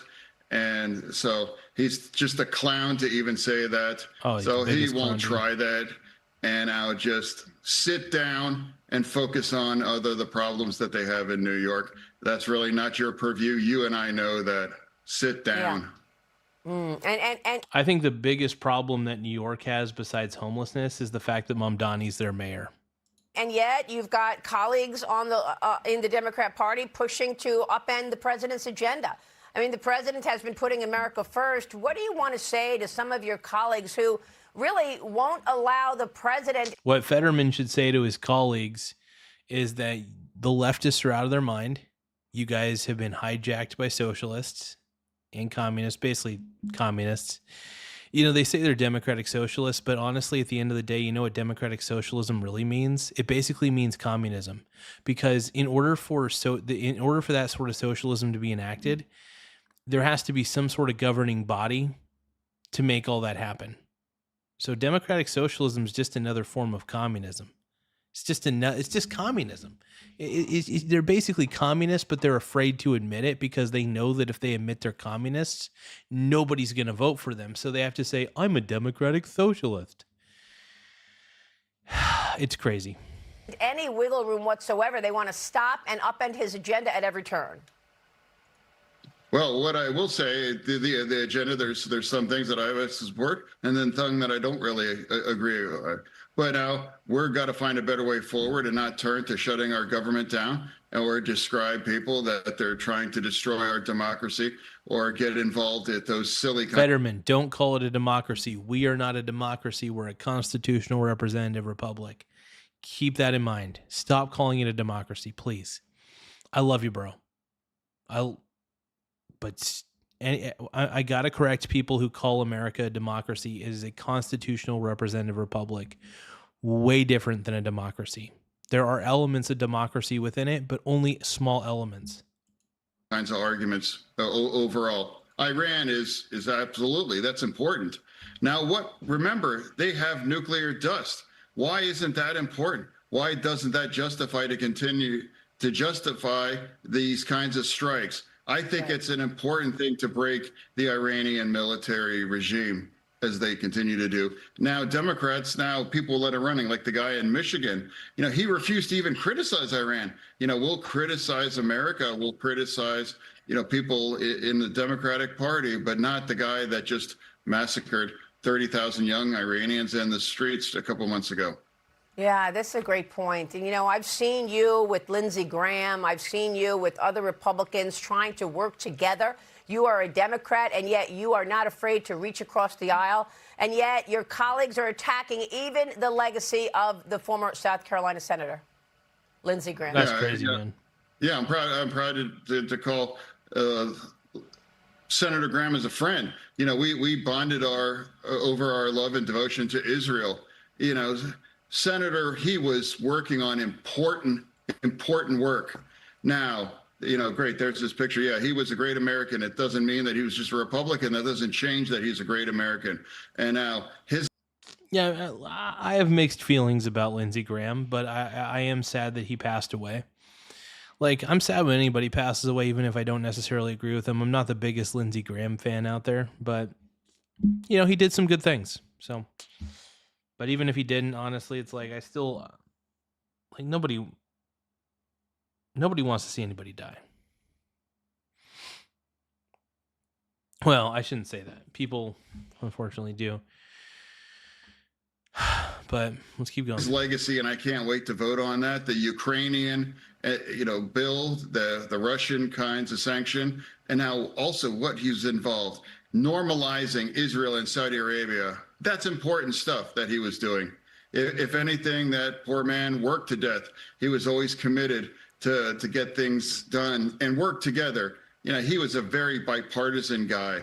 Yeah, there might be some professional wrestling kind of stuff in public, but in privately, he was always the first guy to cross the bridge and to find a way forward and be very, very agreeable.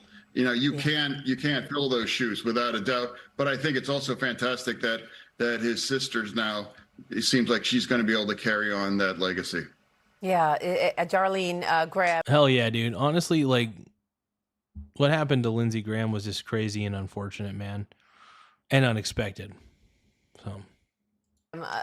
Was voted in, was named his replacement. But Senator, you've said that the Democrat Party has officially become the anti-Israel party. And you said that you've got no plans to leave, but if they were to go even further into that, that would be your breaking point. What do you mean?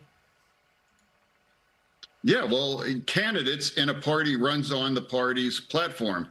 If the Democratic Party puts anti-Israel kinds of terms in that platform, that would force me to kind of reevaluate, should I remain as a Democrat? Now, if you look and you reference that vote, now 103 Democrats are voting supporting Israel. And if you look at the kind of people that are winning the primaries in Democrat across the country, whether in my state or whether in New York or whether in Colorado, and potentially what might happen in Michigan too, if that becomes official, even Jewish kinds of organizations like J Street are doing events with people like Hassan Piker. Hassan Piker. I mean, how can you? Hassan Piker is he's a disgusting. Hassan is a disgusting human being. That's just an example of a dude who's just not a good person. Just not, bro. Hell no.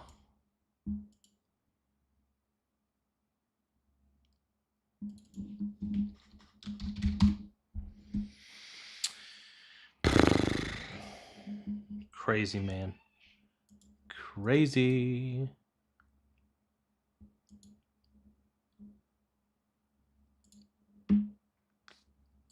Give me a few seconds, though, everybody. I'm doing a couple things on the side.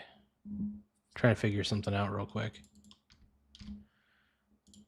That's a lot of nuts.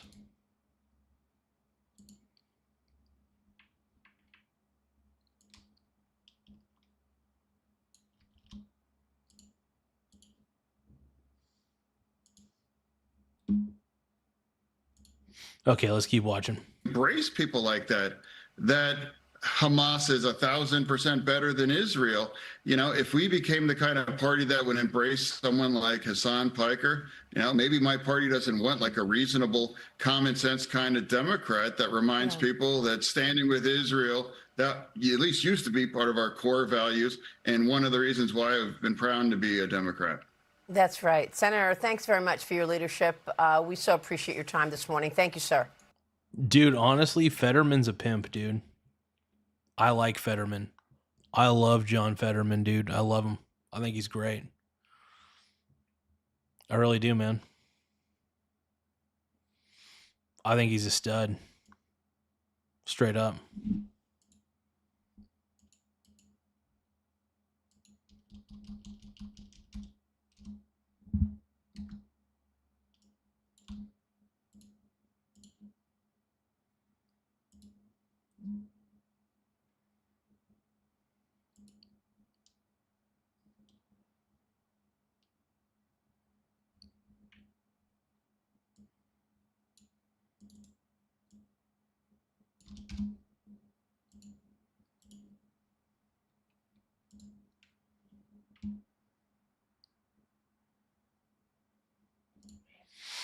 Getting something done real quick on the back end here. This might take a few more moments, everybody. Thank you for your patience.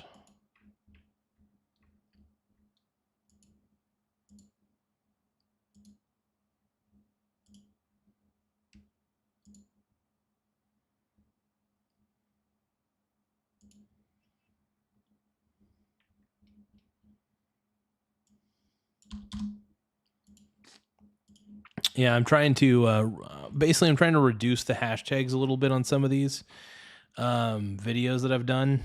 And for the most part, I got really good descriptions, really good titles, but I decided that 5 hashtags is maybe a little excessive. So I'm lowering it down to 3 per. I'm gonna revamp some of the thumbnails for these as well, kind of make them look a little bit better. But it's just kind of one of those things I got to take one step at a time. You know, it's going to take a little bit of time. I'll probably do it after I'm done live streaming here, but yeah, I'm excited. Just kind of tripping up everything.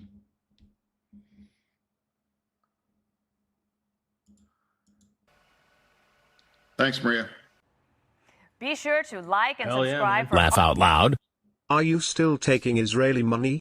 Or did you get a job?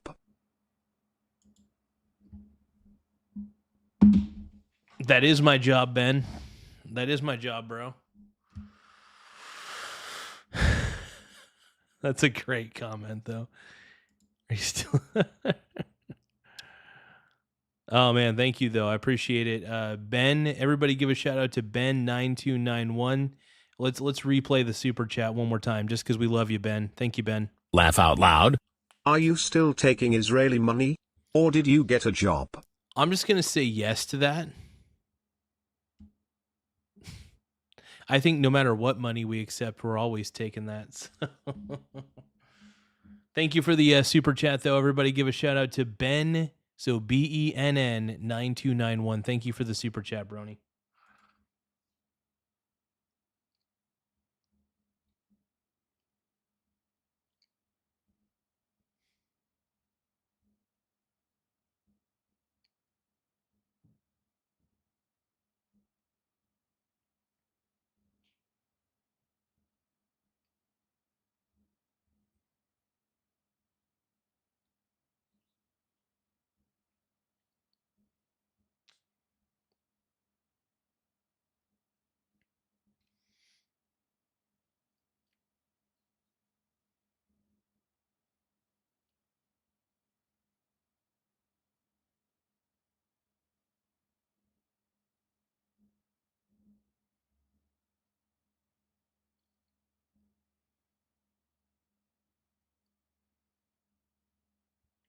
New York. Oh, here's an interesting one. Bombshell study: New York City rocked by exodus of millionaires. I'm curious about this. Okay, New York's got a spending problem, but it's taxing away its wealthiest residents, and now we have a price tag on that.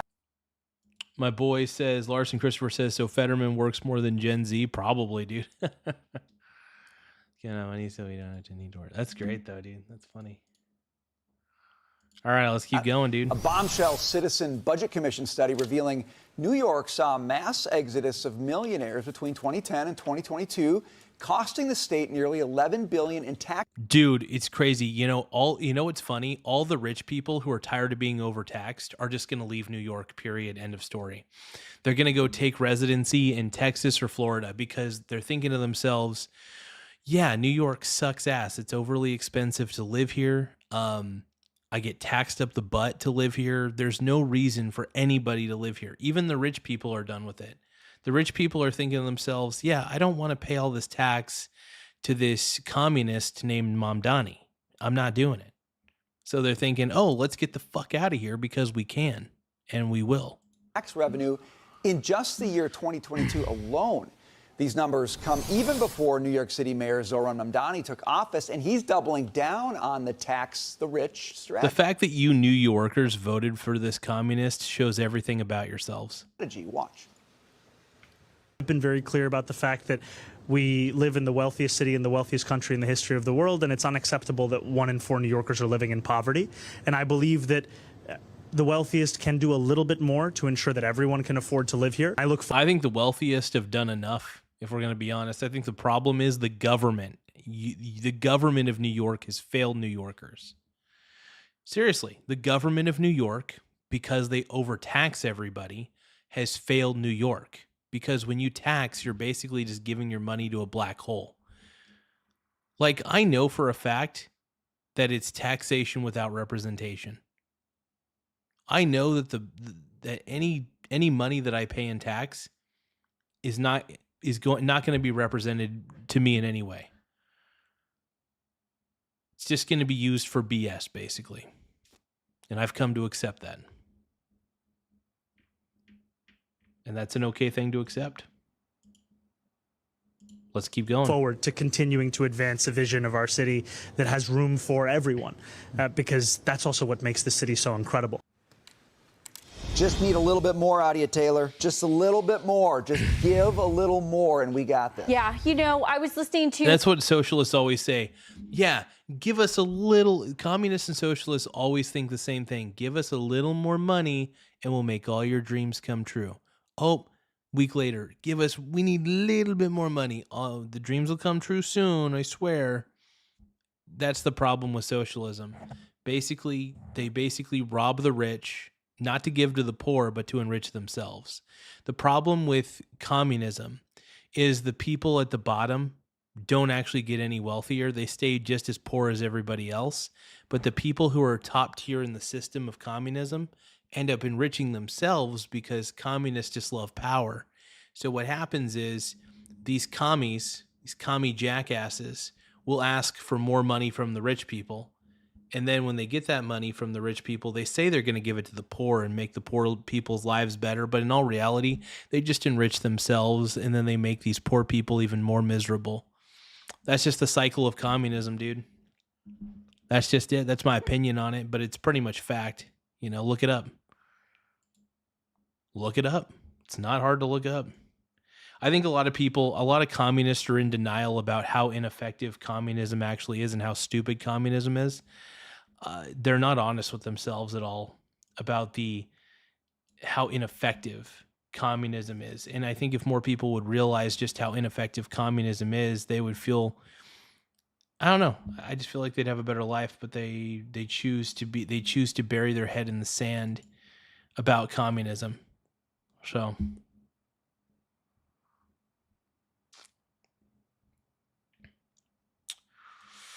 whatever.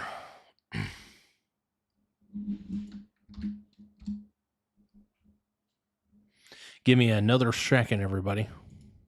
Chamath Palihapitiya, Joe Lonsdale had similar comments, and they said something that I 100% agree with.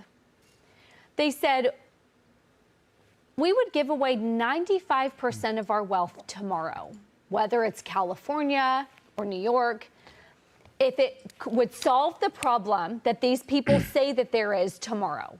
Well, and the problem is the wealthy people giving away majority of their wealth doesn't actually solve any problems. It really doesn't. Because the problem is the root cause of the problem is how ineffective the New York City government is, and how ineffective New York's government is, or how ineffective California's state government is. It's really just an inefficiency in the government itself. You can't tax away a problem. If rich people give you more of their money, it's not going to solve any problems here. It's not going to solve any government problems. Trust me. You read enough history and you start to see patterns. And the pattern that I see is that basically you can't tax away a problem. That's just not how it works. And that is the most frustrating thing about this. And all these communists think that you could just tax away a problem. It'll all be fine. No, that's not how it works. You dummies. But hey, you know what? I digress. I digress.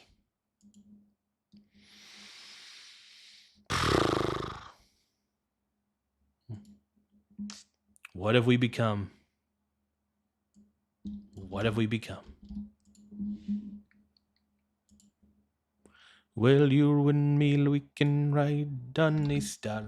If you'll stay with me, girl, we can rule the world. Okay, let's keep going, man. Solved all of the problems that California wants to raise the billionaires tax on. If it solved all of the problem that Mamdani highlights, we would do it. Here's the problem. It won't solve the problem because these people, in my words, are crooks. They're overspending. Oh yeah, communists are absolute crooks. If you're a socialist or a communist and you have any sort of power, I 100% believe you're a crook. I believe you're going to abuse your power, and I believe you're going to steal the fucking money. I don't believe communists should have power over other people. I really don't. And look, I don't believe that communists I don't believe that people should have power over communists either. I believe that people should stop trying to control other people. All right? What I'm trying to say is that you just can't give a communist power in higher levels of government. I just don't think it's a good idea. Because communists time and time again have a history and a pattern of behavior, psychological pattern of behavior, of abusing power when they get it. That's just my observation. That's a pattern that I see.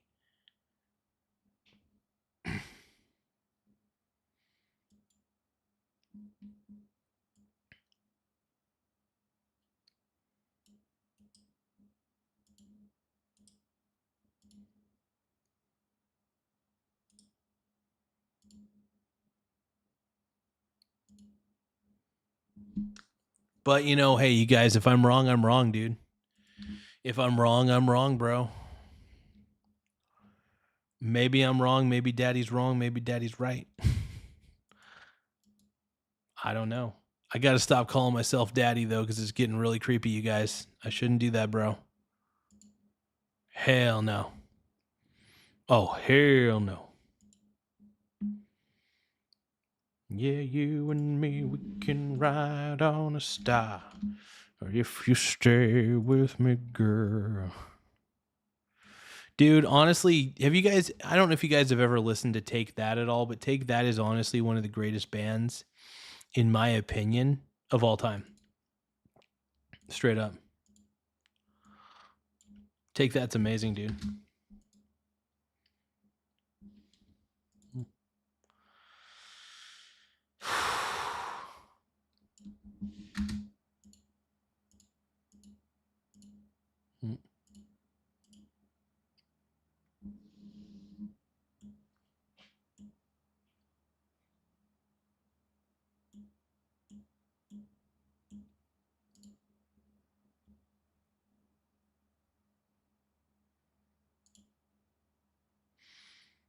You guys are gonna have to give me a few more seconds.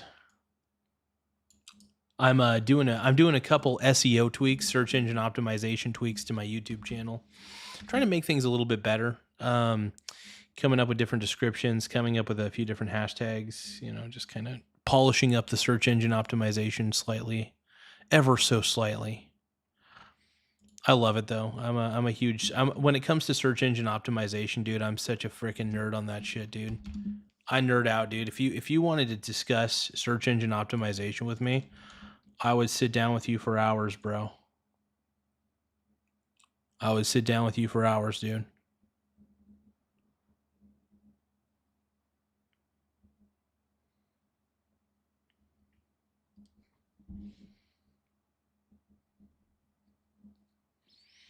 What up, bronies? My brony bros, dude. Oh, yeah, and just in case Sal is watching, hey, Sal. So my boy Sal, I just want to let you know, Sal. Oh.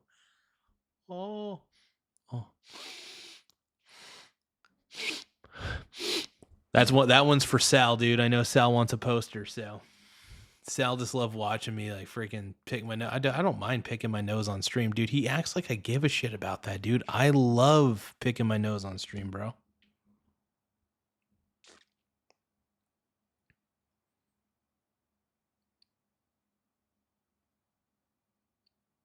My boy Ty Lord says it's at 37.1K now. I'm proud of myself.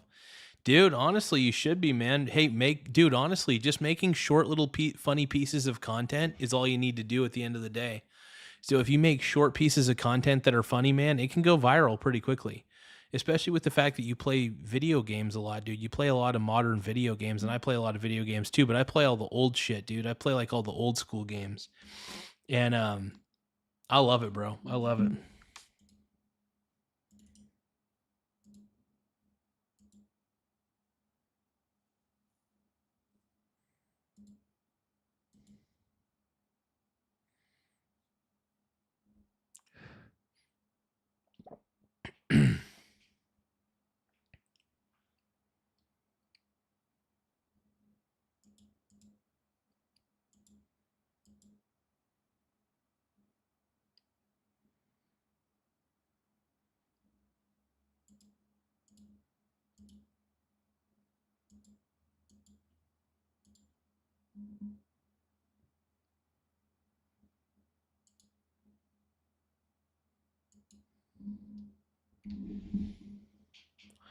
I am the wokest man of all time.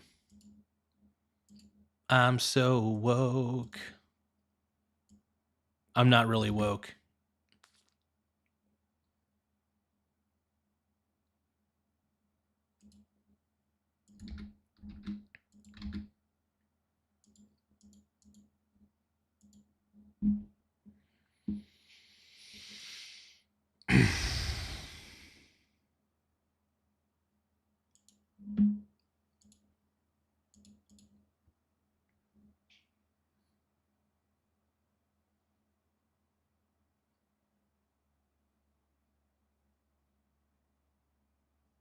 Orwell, the resident, is sleepy.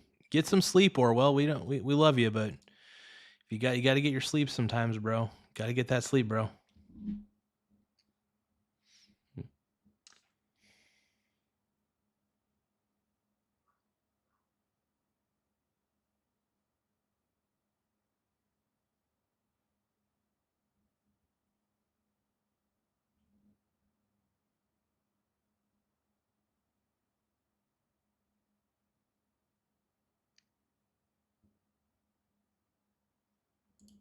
Oh, Jolly Ranchers. Hell yeah, dude. I'm looking at some stuff on the internets, dude. Hell yeah.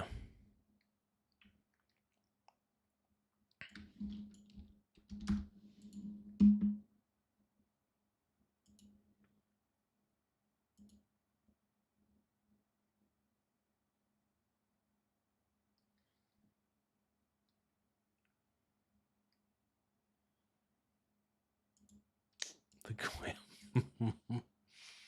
Oh, no.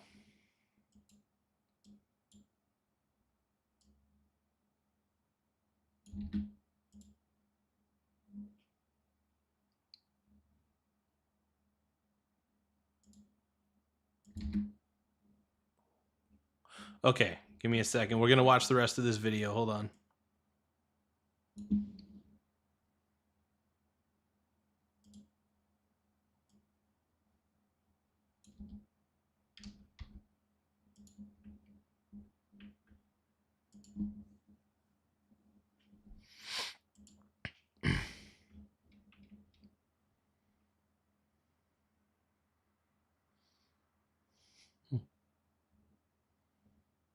Man, I've got so many reviews that I forgot about, dude. I forgot how many reviews I actually have.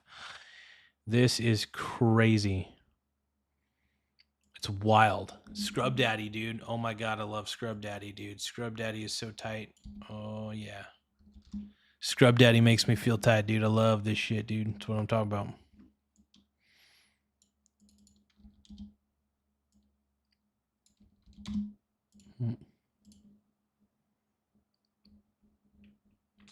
Hey, do any of you guys own a Scrub Daddy? Dude, Scrub Daddy might be like one of the greatest. Dude, my Scrub Daddy has lasted far longer than any sponge that I've ever had. Like, the longevity of the Scrub Daddy is what makes it so appealing. Not only is it an incredible scrubber, it just does so many good things. Orwell, the resident, says, Garza, I needed tomorrow's teachings to fall asleep to. Dude, just make a playlist. Just go on YouTube, look up tomorrow's teachings, make a playlist of the tomorrow's teachings. You'll be fine. You'll be good. And then you can goon to the tomorrow's teachings.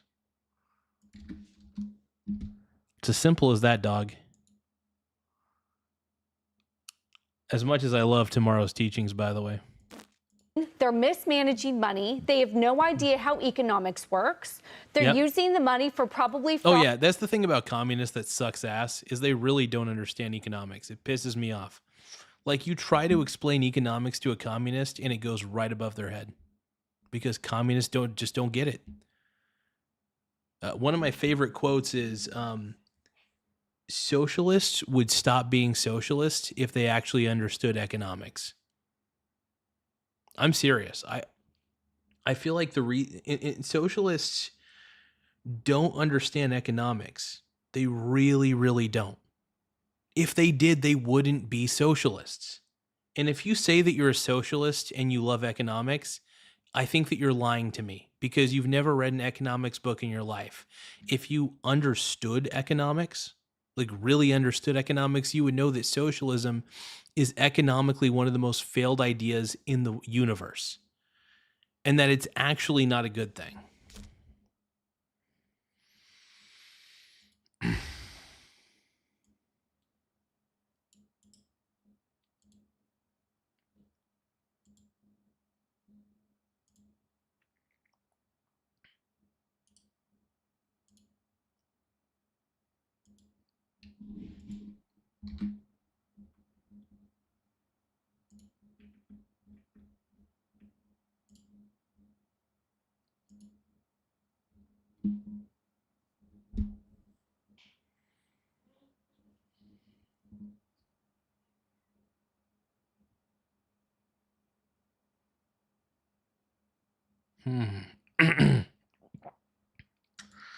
Okay, give me a second, everybody.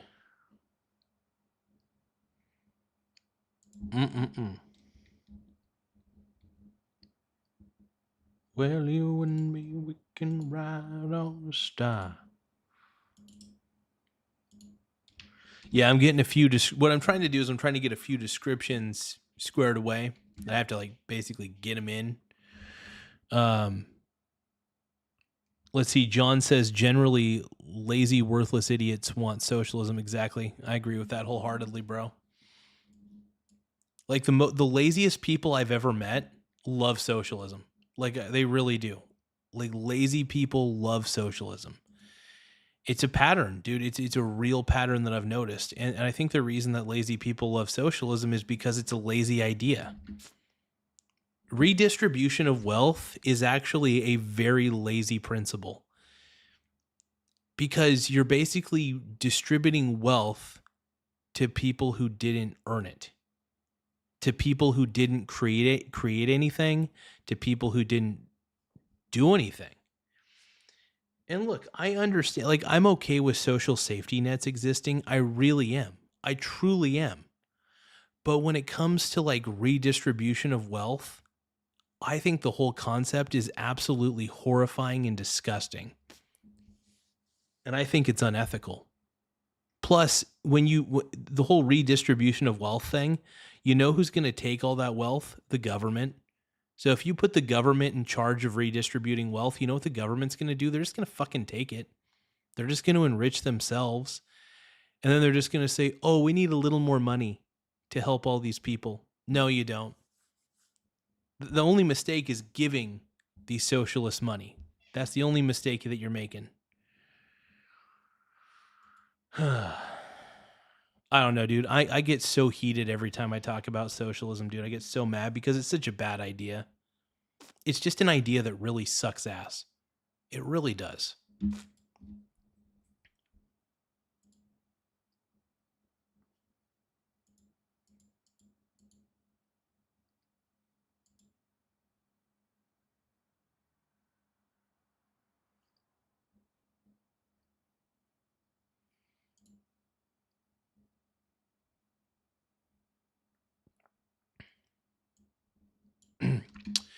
Give me a few more seconds, everybody.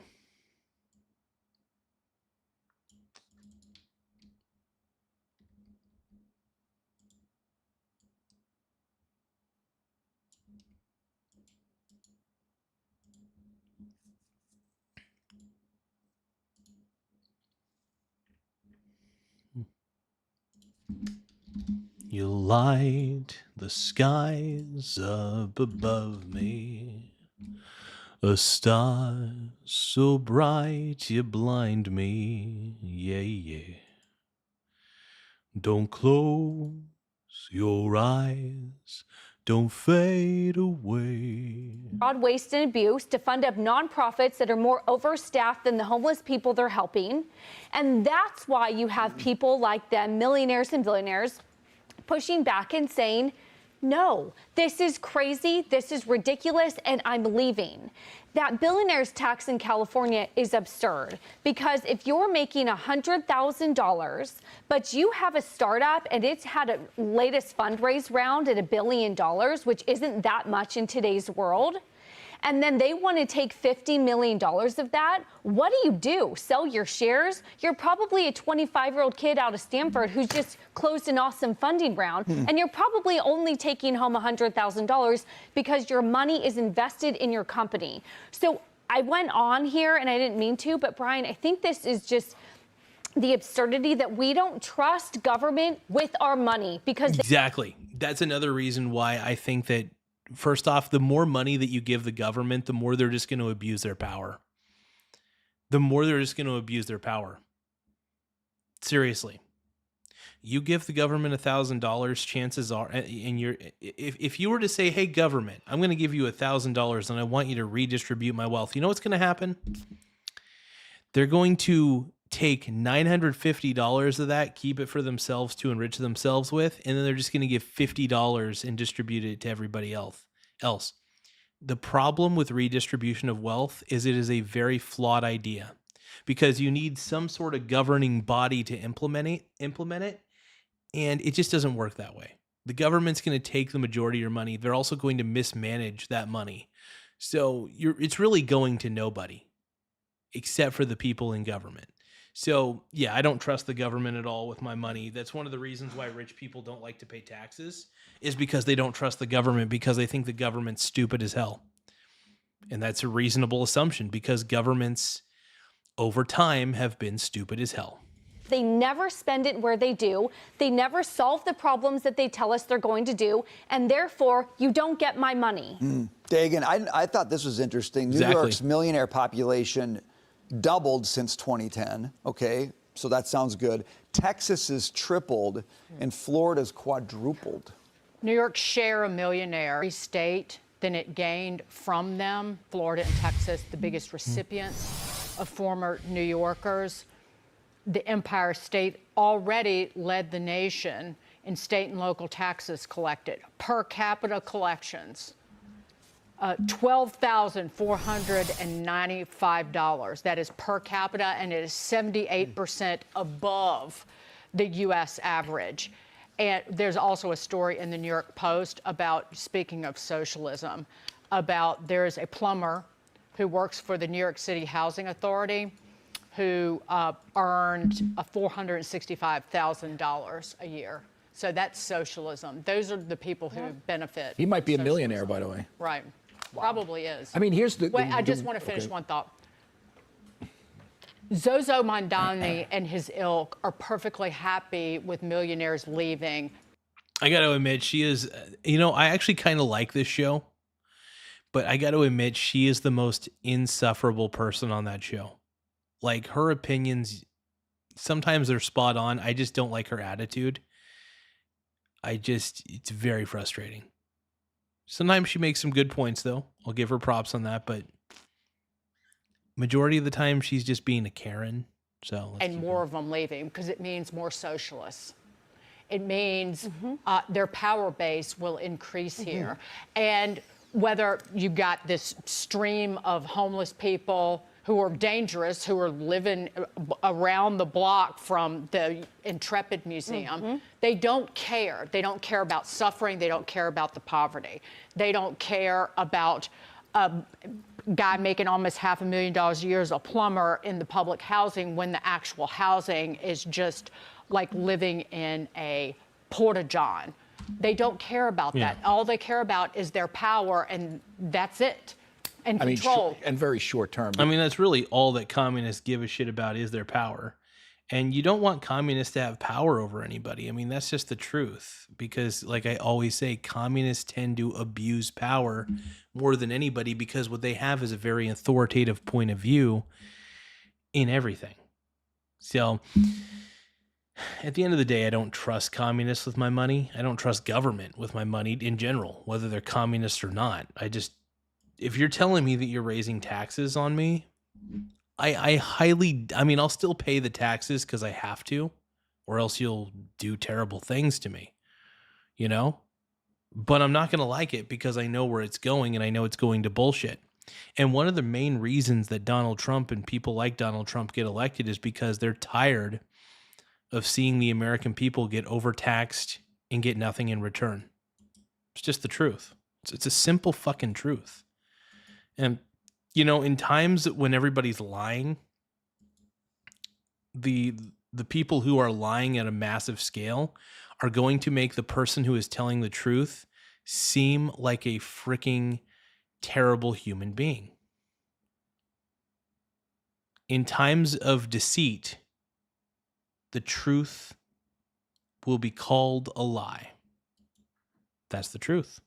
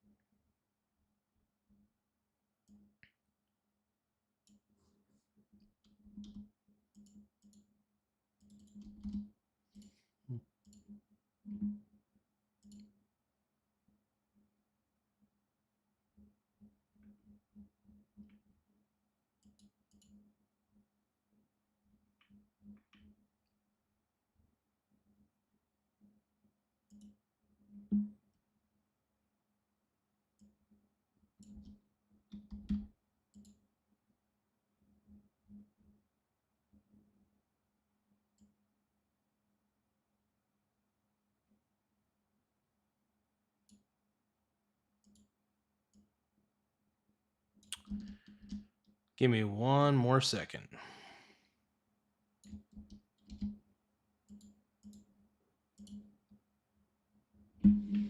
Yeah, sorry, you guys. I'm doing it. Like I said, I'm doing a bit of an SEO makeover to the YouTube channel. I'm going to be working on a few thumbnails soon enough, but I wanted to get the descriptions all right for every single review because I've done a lot of product reviews on this channel, and so I've been needing to kind of update that in many ways. It's a pain in the butt. I don't know. I kind of enjoy updating this stuff, though. It's kind of fun to me, so I really enjoy it.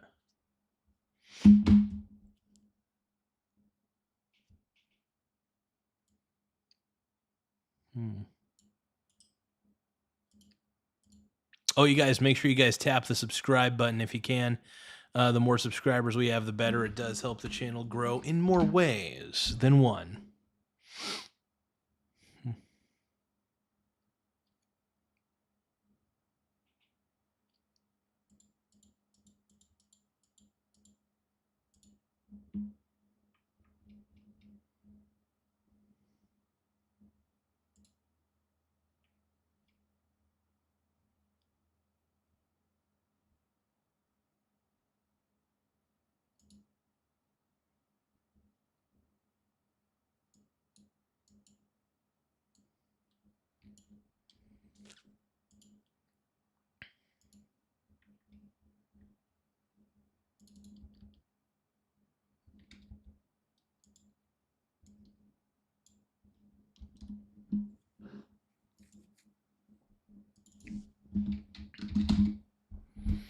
Okay, here we go.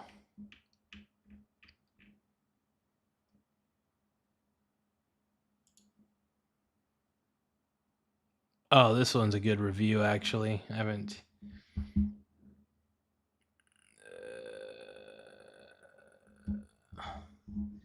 Yeah, so the only reason the budget is balanced in New York is because they keep taking more money. They're basically essentially asking the state of New York for more fucking money. So, yeah.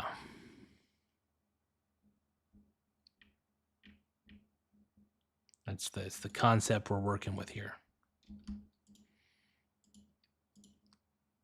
But to each their own, man. To each their own.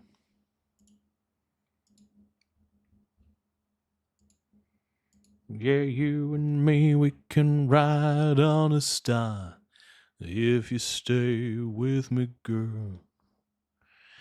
Is this Diddy? You guys think I'm Diddy? Hell yeah, bro. No. Because when it really comes down to it, a millionaire, what is a millionaire in New York, Connecticut, New Jersey? Tri-state. Well, you might make 500 grand a year. You might make 250. You own a home. You saved up, right? You got some money in your 401k. Boom, you're a millionaire. He wants to get you. Yep. So remember where this is not about the Jeff Bezos. It's actually not about the Ken Griffins. My big beef with the Ken Griffin stunt was that what he did in front of his house was just horrendous and just not what he's supposed to do. Basically the tax base in the city that pays most of the stuff that's leaving left and right are people that make between $400 and $1.5 million. They may be millionaires based on paper with when they own stuff and some stock and whatever. Well, here's the thing. When you own a lot of assets, if you end up owning millions of dollars worth of assets, you're a millionaire on paper, but you don't have $1 million. Right? It's like if you own a house. By the way, people who own a house are technically millionaires. If the value of your home is over $1 million, you're technically a millionaire. I mean, obviously you have to consider your debts and stuff like that.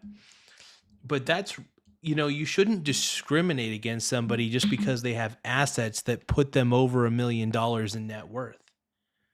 It's so funny. Rich people are not the enemy. Socialist pieces of garbage that don't understand economics are the enemy. There, I said it. That's all. Capitalism's not the problem. Socialism is. Communism is. They're terrible ideas. And if you actually understood economics, you would see exactly what I'm saying. But that is the sweet spot that they're going after, and those people are getting crushed. The screwed middle class. Absolutely. Friend of mine lives on the west side, near that homeless encampment. Yep. He pays $7,000 a month rent. He has to send his kid to private school. He can barely make ends meet now, and then he has to deal with homeless guys chasing his kid around. I mean, that is really sick. That's unlivable. I'll just add to that. 2022, which was the most dramatic revenue drop. I'll remind everybody, because we were talking about inflation before. June of 2022 was when Joe Biden's inflation went wild, up to 9.1%. Oh, yeah. And that is part of what the Joe Biden, baby. exodus was, because post-pandemic, pandemic was 2021. 2022, there was no reason for all that spending that led to the inflation, but he did it anyway. Post-pandemic, people realized they could work remotely, so they didn't have to stay here anymore. And once they realized that, that was it. They took off. Yeah, once they realized they didn't have to work in New York, they're like, oh, I don't have to be in this godforsaken city. I'm out. So anybody who's rich, anybody who's already wealthy doesn't have to stay in New York. That's the best part about it. And you know what? My message to all the millionaires who live in New York, get out while you can, because that communist is going to try to rob you dry. Yeah. That communist who's running New York, he's just going to try to make your life miserable, because that's what communists do.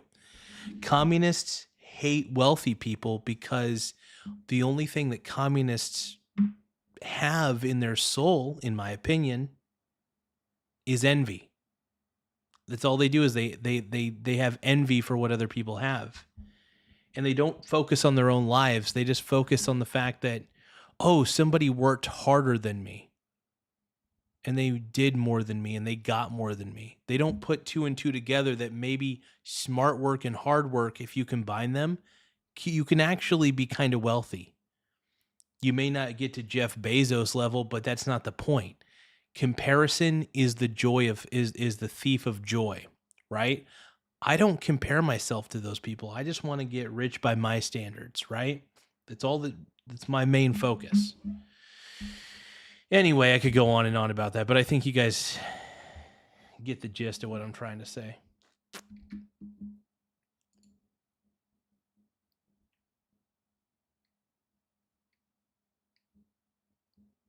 Yeah, communists are annoying, dude. Communists are just terrible.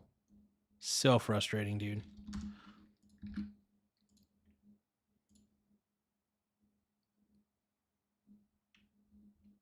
Yeah, there's it's funny. I don't know. This is back to my SEO topic. I'm actually kind of in between watching this video and doing SEO crap.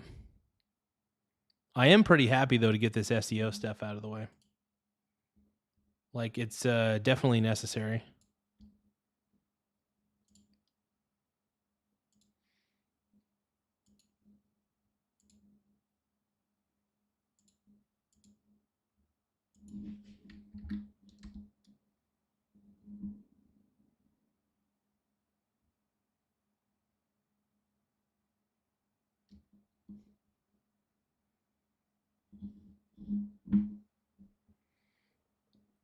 All right, let's keep going, bro.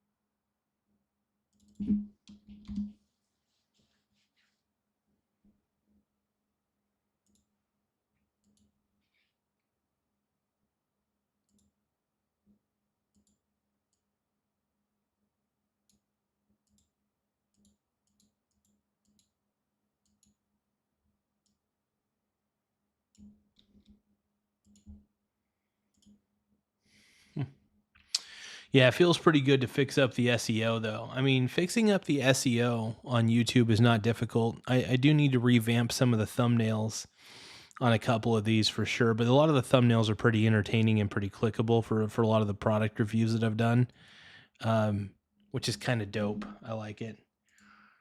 Yeah, I realize I got to make sure that I got good descriptions and stuff like that on a lot of my videos.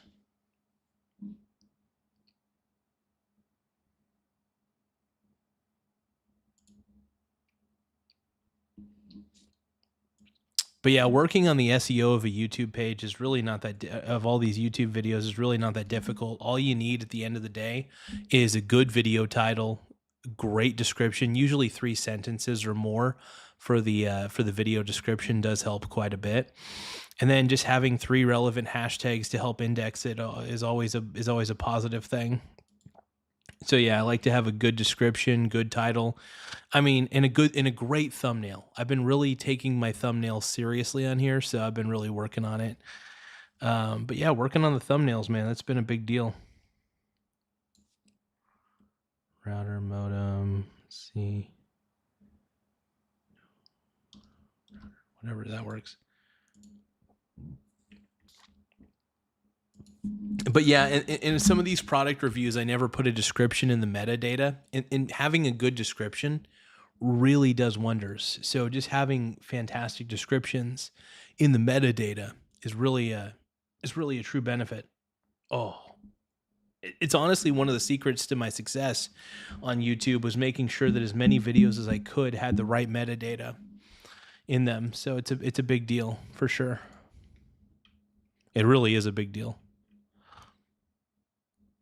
And yeah, and honestly, it just becomes kind of a form of passive income at the end of the day, which is really neat. Let's keep watching this study, though. Now, fast forward, what years do we have to worry about? I'm sure there was continued exodus after that. As we get more data, we'll know. But 2025 is when people started anticipating Zohran Mamdani coming. They were getting nervous, second homes, having apartments here. So what's going to happen? This is just going to continue. Then now he's going after people. Oh, you left? Well, you have an apartment here? I'm going to get you with the pied-à-terre tax. And they're all telling me, no, you're not. My apartment's on the market. As soon as I can unload it, I'm out of here.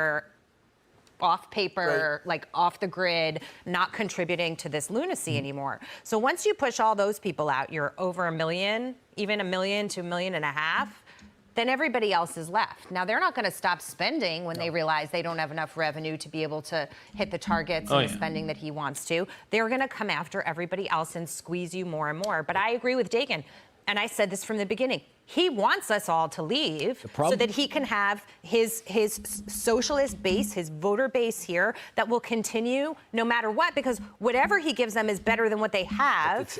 There's mathematics involved. He has to balance the budget. Well, and here's the problem, dude. What's going to happen is Mamdani's going to make New York and I really believe this. I don't think that Mamdani is good for New York. This is just my opinion, but I believe when you believe in communist stuff and you try to implement it on a governmental level, I'm sorry, man, government owning the means of productions. When he started talking about that government-run grocery store garbage, I was like, dude, this guy is basically trying to copy the worst ideas ever. Like, the guy is basically rehashing the worst ideas that have ever come out from mankind. So I am not a fan of Zohran Mamdani. I really don't think he's good for New York. I just don't. I think he's honestly one of the worst things to happen to New York overall. And I feel bad for the New Yorkers that got to deal with him at this point. But then again, you guys voted for him, so I guess I don't really feel that bad for you. In New York, I mean, you New Yorkers were dumb enough to vote for this guy. You were dumb enough to fall for his communist propaganda. And it's really on you at the end of the day. If you fall for communist propaganda, even though it's right there in your face, I mean, really, you're the one at fault. I mean, you voted for it, man.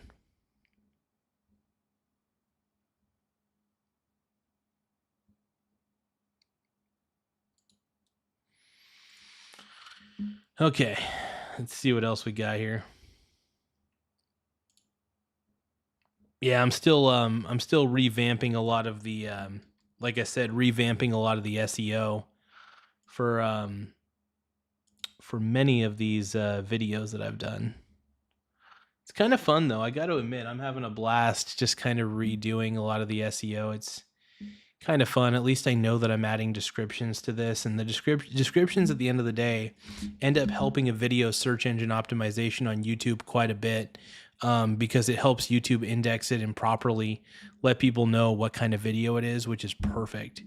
And when people know when YouTube knows what kind of video it is, it could put it in front of the right audience. So search engine optimization is not only good for your YouTube channel, but it's good for the people who are viewing on YouTube, because it really does point your content, if it's what they're looking for, in front of their eyeballs. So that's a big deal.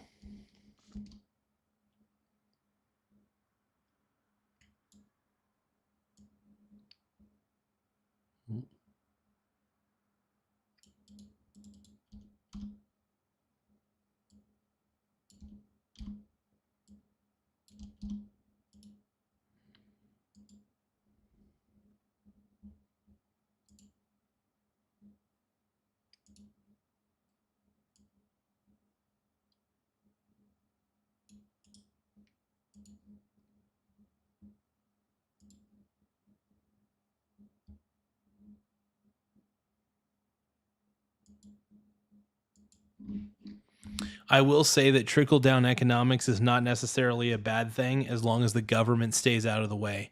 The more the government interferes with capitalism, the more capitalism cannot work. Free market economics requires that government doesn't interfere with the process. Now, granted, the government can put out regulations and stuff like that on food. That's fine. Regulations on product standards, blah, blah, blah. Totally fine. But as far as it goes, if the government tries to do too much, like tries to control means of production and terrible things like that, it becomes a major, major problem.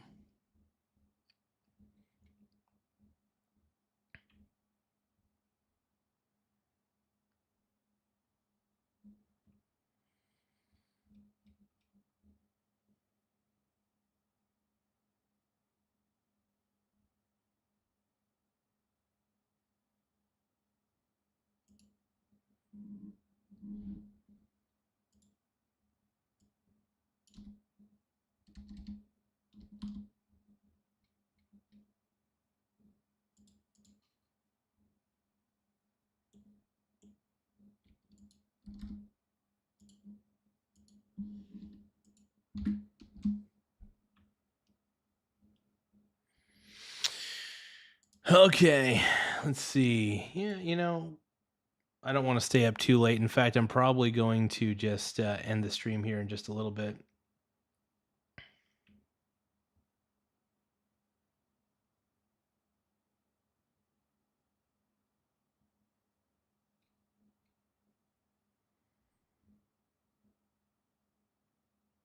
Oh, wow. Somebody broke the record for the one. I know, like, the 4-minute mile has already been broken and stuff like that, but somebody actually broke the world record for time for running a mile in a certain amount of time.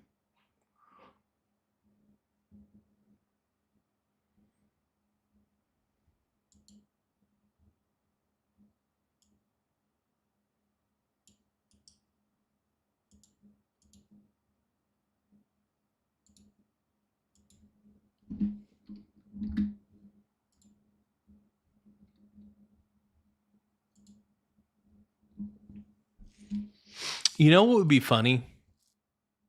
Is if Donald Trump pretended to be a Taylor Swift fan. I think that would be great. That'd be so funny to watch the Swifties get pissed. I don't know. Just to me, that'd be funny. Maybe to other people, I don't know. But I think it would be worth it.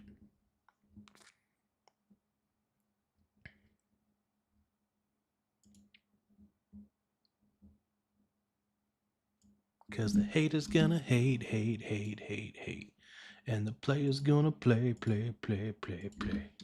I'm just gonna shake. Shake it off. Ooh. Yeah, I'm just basically adding a few descriptions to a couple of these. And honestly, once I get the SEO finished up for this, I'll probably just head to bed. But yeah, I'm just kind of getting some SEO stuff figured out. I think it's so cool that JD Vance was on the Joe Rogan Experience, dude. That's so fucking tight. So tight, dude.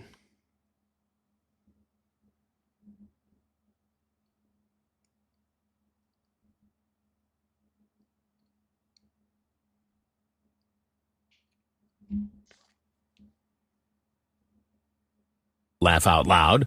Lives in mom's basement taking Israeli money. Sad. How'd you know, bro?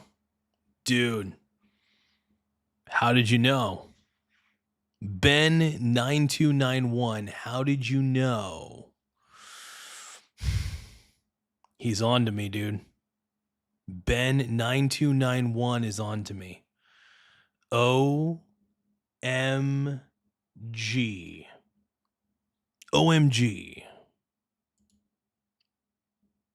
My God. But thank you, Ben9291. Mucho apreciado. Let's keep watching, man.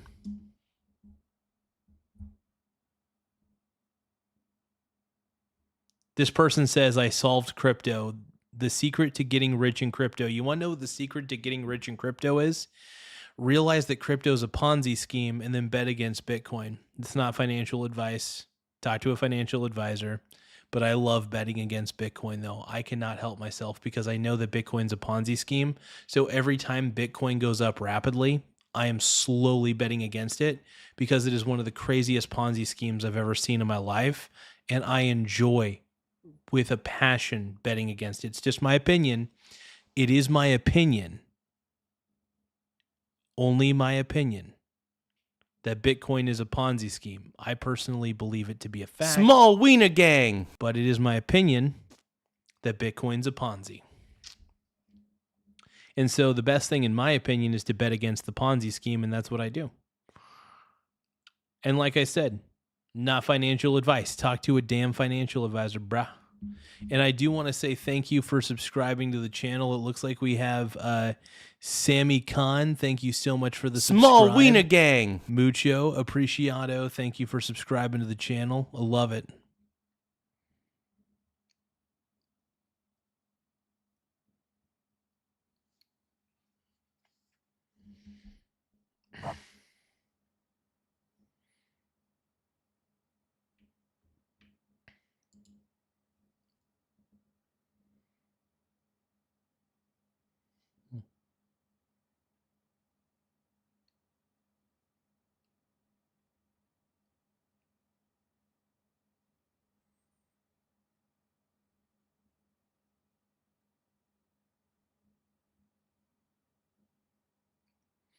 Oh, little Elvis.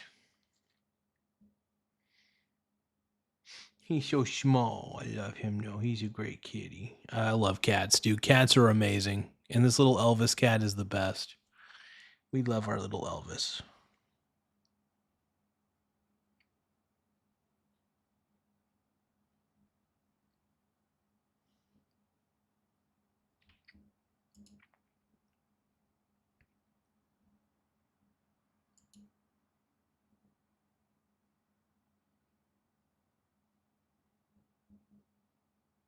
Okay, so Marco Rubio's. Okay, so this is going to be the last video that we react to for the night. Oh, wait a minute. Hold on. Oh, God. Ashley Webb, what qualifications do you have? We need to react to this right the F now, okay? My brother showed me this shit and blows my mind. To serve in the U.S. Senate? Oh, I ran for office several times. Didn't win, but I did run. And then I'm a songwriter, and then I write my own books. And then I suppose my transparency, I wouldn't lie to the people and I wouldn't deceive the people. Oh my God. Let's look at the comment section real quick. My fatigue has fatigue. What the hell is happening with the Democratic Party? Dude, the Democrat Party is just eating itself alive, dude. And this will be in the history books 100 years from now. Exactly. I honestly believe that the fall of the Democrat Party is happening right before our very eyes. The Democratic Party is terrible. Like, what it's become, what it is, whatever the hell it is, it's terrible. Like we're being deceived right now. Like, and then with the trans community, like we're being dehumanized. They say that we want to hurt people. I don't want to hurt anybody. I just want to use the bathroom. And if they want me to use the men's room, I will, but I don't want to be assaulted. Oh, jeez, dude. Okay, you know what? We gotta look into this a little bit. The state of Maine's Democrat. I don't know much about this guy. I really don't, but this is crazy. Maine. You know what's even crazier, by the way? It is possible that the people of Maine, the people in the Democratic Party of Maine, may be so stupid that they'll actually vote this person in their primary. That's how dumb they are in Maine. They were willing to vote for Graham Plattner. Yeah, it's insane, dude. It is honestly, like, the Democratic Party has become so stupid. You know, one of the reasons when I was younger, I voted for the Democratic Party, but then I started to realize, one, we're not a democracy. Two, they're all a bunch of socialists and communists, and I think that's stupid. So it's like the Democrat Party and I have nothing in common. Well, maybe a couple things. Like, surprisingly, I'm a little bit pro-choice. Like, I think that, honestly, if you need to have an abortion, get an abortion. Like, if it needs to be done, it needs to be done. It is your call. But I do believe at a certain point it gets pretty morbid. Like, if you're getting close to that 9-month mark and you want to abort, that's pretty messed up. I'm not going to go into that too much. Like, I do believe there's a certain point where it gets kind of morbid. But, yeah.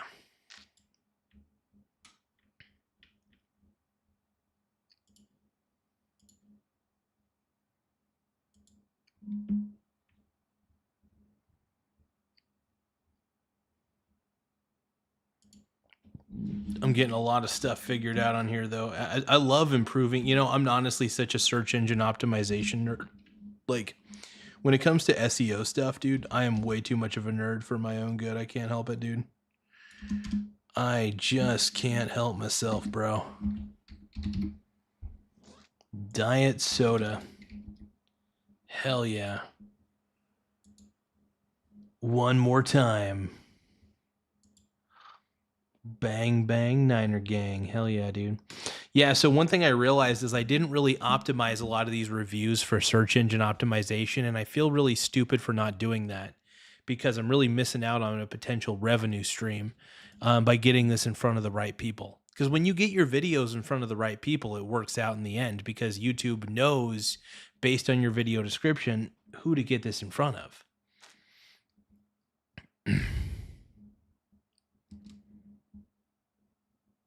Tony Tone, dude, what up, dude? So Tony Tone says, "What up, my man? Been busy. Been a while. You got? I'm Tony Tone. I'll admit, I've been really depressed. I'm going through a lot mentally. You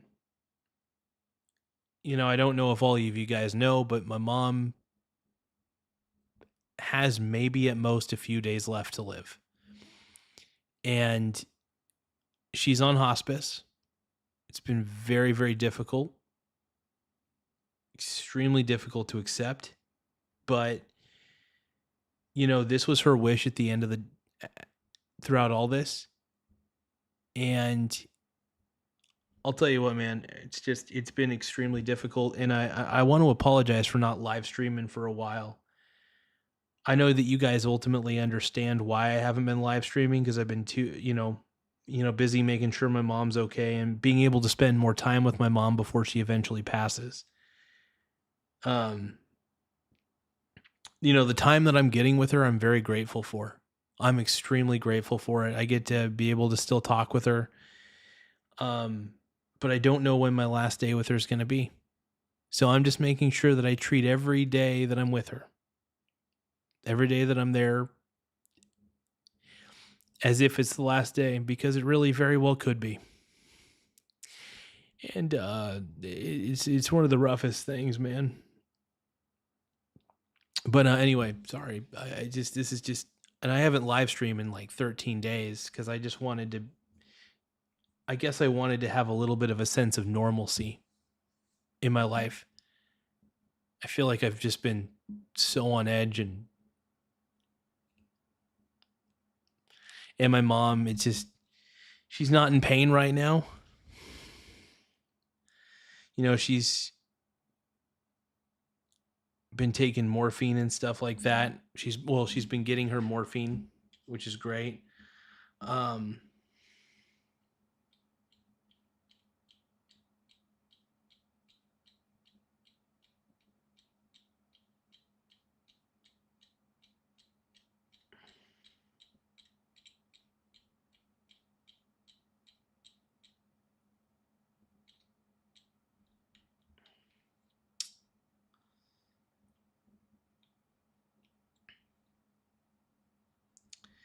You know, if there was a miracle that could happen right now,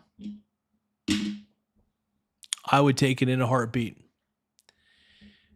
It sucks to be an adult in this situation. It really does, because you have to. I mean, obviously, it sucks when I say it sucks that I have to be the adult in this situation, because, one of the people I'm dealing with, Byron, and he, I'll give you a quick bit of a rundown, because Byron has been awful throughout this entire process. He has been just a complete dick. And he doesn't seem to understand that my mom's on hospice. She wants to pass away. She told us all that because of the scan that she had to take. The cancer spread everywhere. And what sucks so hard is that there's nothing that can really be done at this point. mean, she could try fighting, but honestly, her trying even further would probably just result in her death, most likely. And she chose to stop all treatments. I completely agree with her decision. Truth be told, I agree with it because it's the decision that she wants. But the more I studied what was happening, the more I agreed with it. I totally understood. And what was worse was Byron basically said, he was like, you guys are acting like you don't care, whether she dies or not. It's like, dude, I got so irritated. I was beyond furious, man. And Byron, man, I want nothing to do with him after this. The moment I want nothing to do with Byron, man. I know you guys don't know who Byron is, and that's fine, but I'm kind of just venting at this point. Another reason that I want nothing to do with Byron is I've held in a lot of resentment towards him over the years, mainly because I feel like the environment that he and his mom, he and his mother, the environment that they placed under for I can't even speak, man. Basically, the environment that they created, I felt was very toxic for my mom. Byron's mom was not nice to my mom. In fact, Byron's mother was a terrible person. I really see her as the Wicked Witch of the West. And to be honest, I will say this. I just want nothing to do with Byron after all is said and done, man. He's a rotten individual. I find him to be a monster. And I've tried so hard. It's so funny. I tried for some time to let go of that resentment that I felt towards him. I did. And because I feel like my mom probably wouldn't have got cancer if she never have met him. And it's possible she would have. But I also feel like her living with him made her life more of a hell than it needed to be.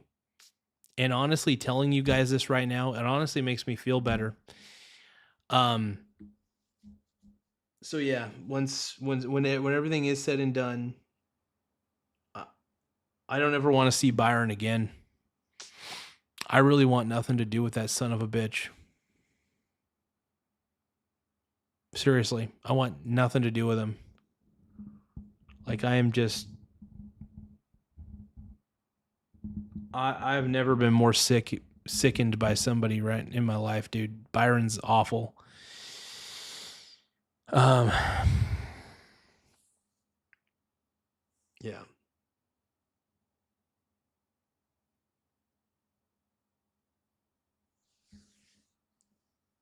But, he really crossed the line.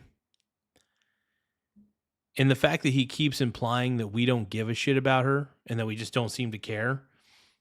Honestly, you know what I don't care about? I don't care about you, Byron. I don't care about you because I think I do find you to be responsible. Because I feel like if my mom had never came into your life, if she would have never met you, I think her life would have been better. Yeah. Shoulda, woulda, coulda. Shoulda, woulda, coulda.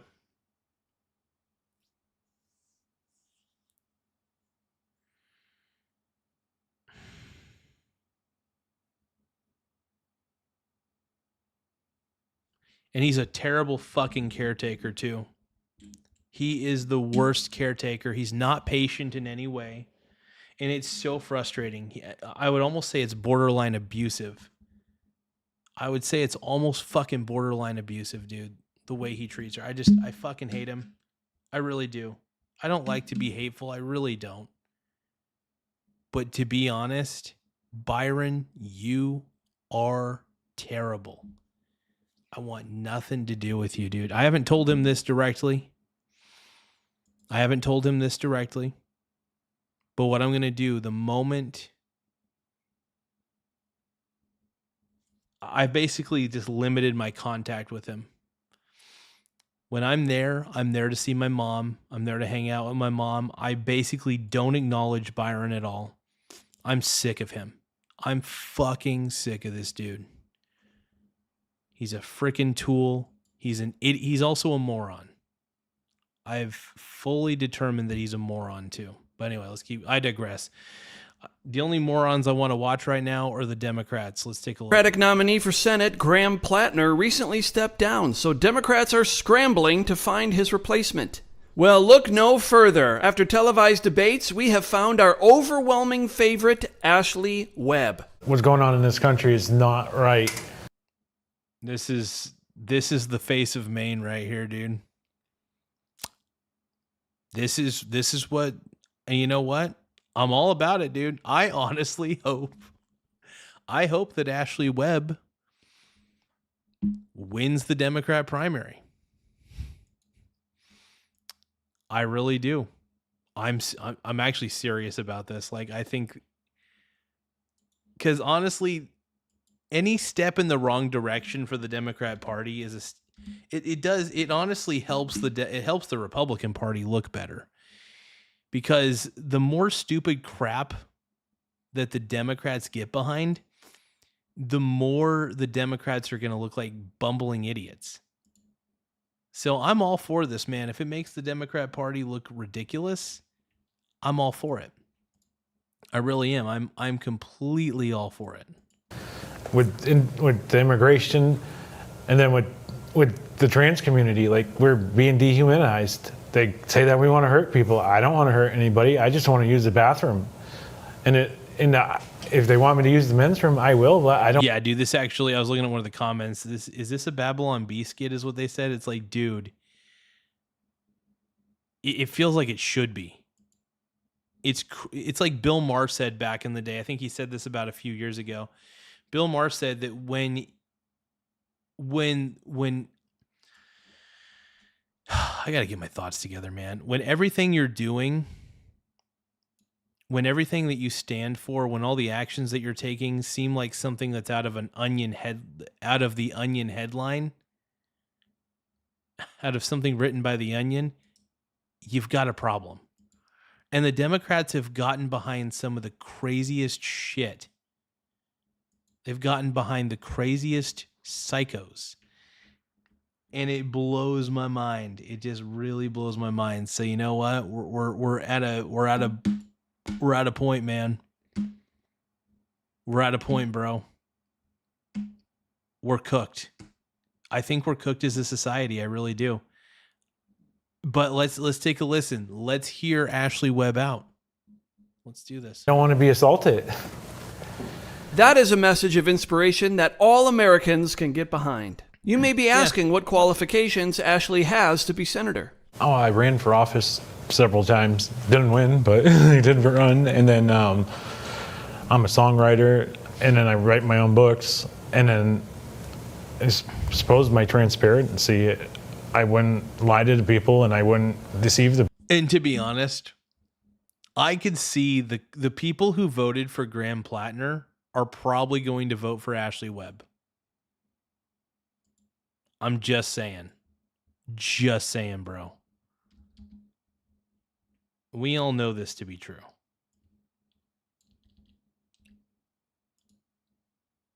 We all know this to be true, bro.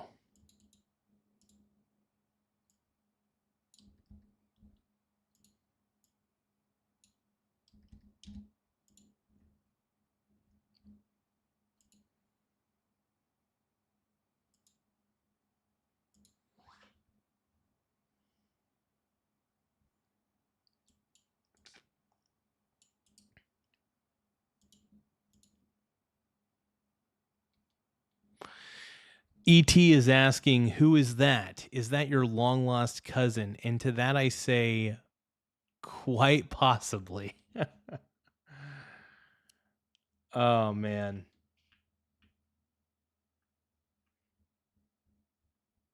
I am starting to wonder, this might be my long lost cousin, bro. This is my long lost cousin. It's gotta be, dude. It's gotta be. People like we're being deceived right now. Like we get lied, smoke and mirrors. Like what's going on with ICE? What would Ashley do about the massive national debt? Cutting spending, looking for waste, fraud, and abuse. That's the best way to cut the spending. A lot of money's being paid to like for the reflecting pool. We paid that contract to redo the reflecting pool, and it didn't fix the problem. It still has algae growing in it. Anybody who knows a pool knows that that's going to grow if you're not properly filtering the pool water. That I'm going to jump in. Holy crap, dude. I can't. I fucking can't. You know what? Honestly, this is what the Democrats deserve. This is what the Democrats deserve. Okay. I digress.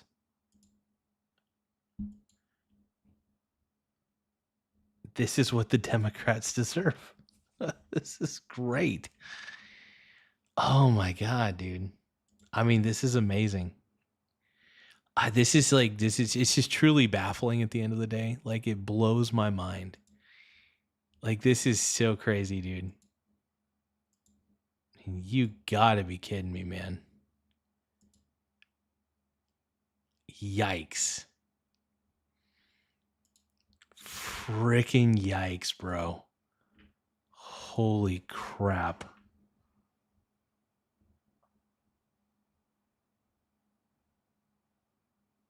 I'm stunned, bro.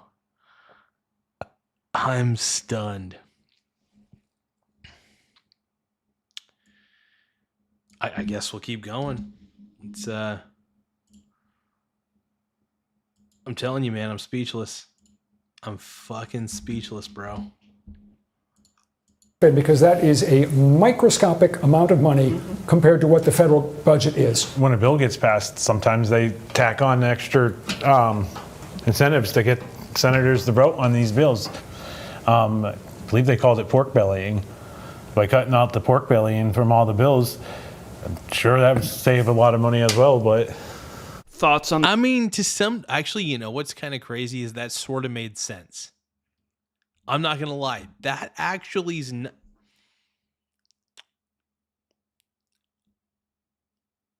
I'm not even being sarcastic on this one. That's not exactly the worst thing I've ever heard in my life. I mean, clearly the explanation was really shoddy, but I understood where this person was getting at.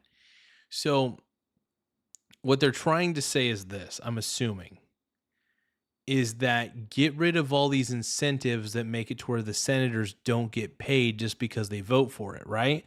The problem is, look, if a bill is a good idea, the Senate just look at if a bill is written in the House and it's passed in the House, and there shouldn't be any incentives to have to vote for it, right?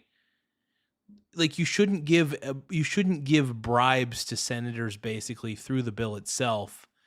So I understand what this Ashley Webb person's actually saying. They're kind of making a good point on this particular thing. Not by much though. And by the way, that's probably the only brilliant thing I've heard so far. But maybe we'll see. Maybe we'll hear more brilliance, but a lot of it has been stupidity. On the Second Amendment? If you're a danger to society, you shouldn't have a gun. I'm sorry about that. Like, when these shootings are happening almost every day, when you hear about it on the news, like, it's like, why is this happening? As a nation, we shouldn't allow dangerous people to own guns. How about ending corruption? Setting term limits for the Supreme Court. I believe that, like, you know, that's one way to weed out the corruption. Like, these candidates are becoming, and judges are becoming complacent, and they're just like... Dude, this is, like, so fucking insufferable. I'm trying to listen, though. I'm trying to listen. Hold on, let me at least go back a little bit more.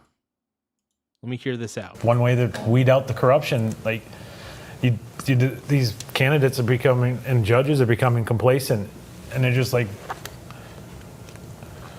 Okay. They're just doing what corporations want. And I mean, yeah, if the judges are working with corporations, that's a problem. I'm not a fan of that at all. I believe that business needs to stay out of government. I believe that government also needs to stay out of government. There needs to be a separate government and business. They should not be combined. Separate them both. I believe in that wholeheartedly. Dude, the Democrat Party just keeps stacking L's. They're just stacking losses. Amazing. Amazing. I think that's the biggest issue is corporations run this company. It's not like individuals, and it's not our senators running it. Corporations call them up in the middle of the night, tell them what to do. That's what happened with the ACA. Bet you the airlines, they were angry that their airlines were getting shut down. And that's one of the reasons why I think going after the corruption, getting out of our politics is the best way to handle it. Democrats, if you... No, don't get me wrong. I'm not a fan of big business putting in stupid fucking laws. I don't like lobbyists. I really don't.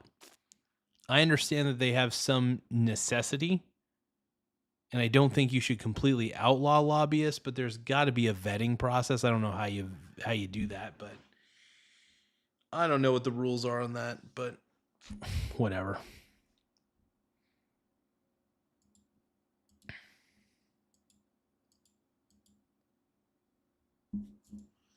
Give me a few moments, everybody.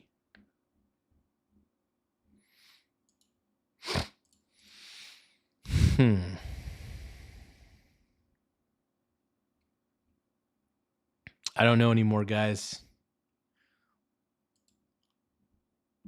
Have I given up? I don't know.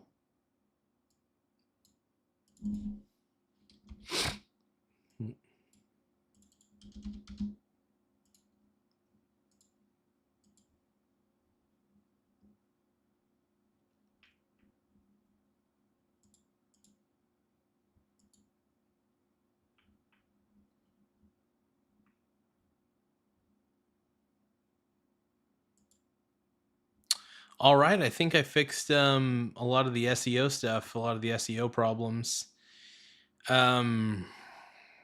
Pretty sure the hashtag situation's looking good too. Reduced a lot of the excess hashtags on there. Perfect, man. I think I actually got all my reviews taken care of, which is fantastic.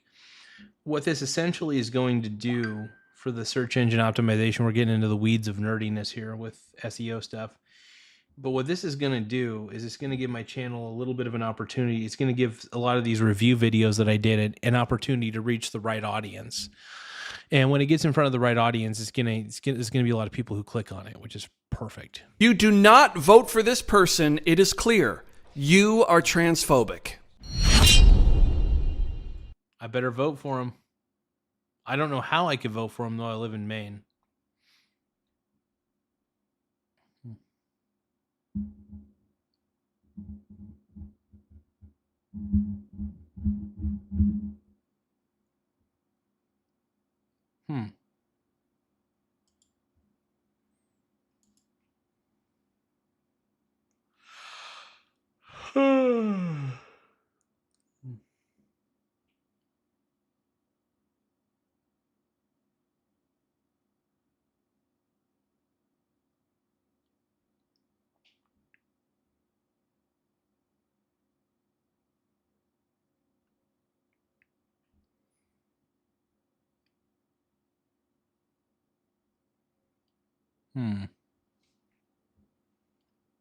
Well, let's take a look. Is there anything else we can react to? I mean, I'm pretty tired right now, so I think, you know what I'm going to do?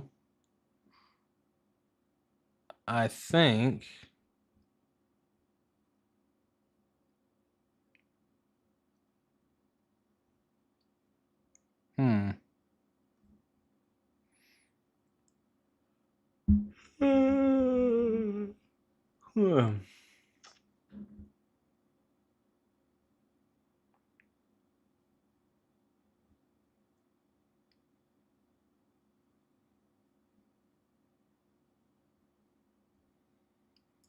This is quite literally the equivalent of cheating in a relationship, but in sports terms. Damian Lillard quite literally begged the Portland Trailblazers to take this number 3.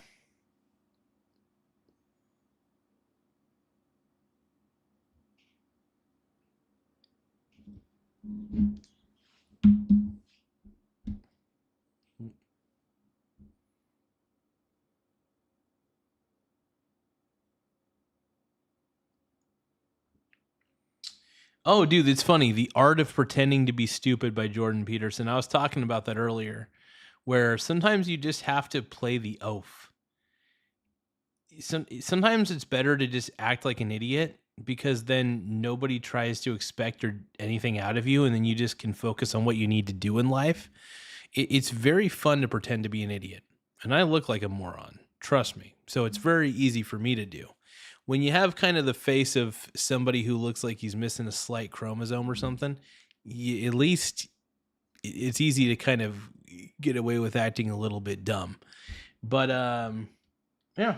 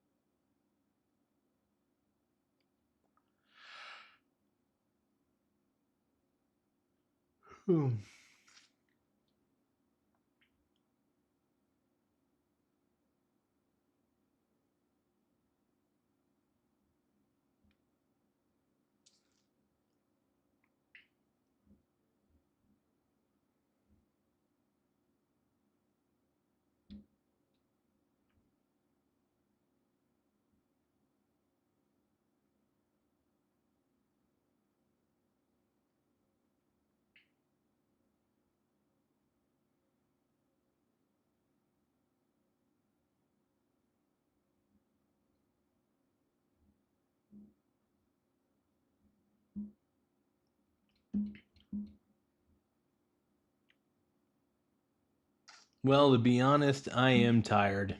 I'm honestly pretty tired right now.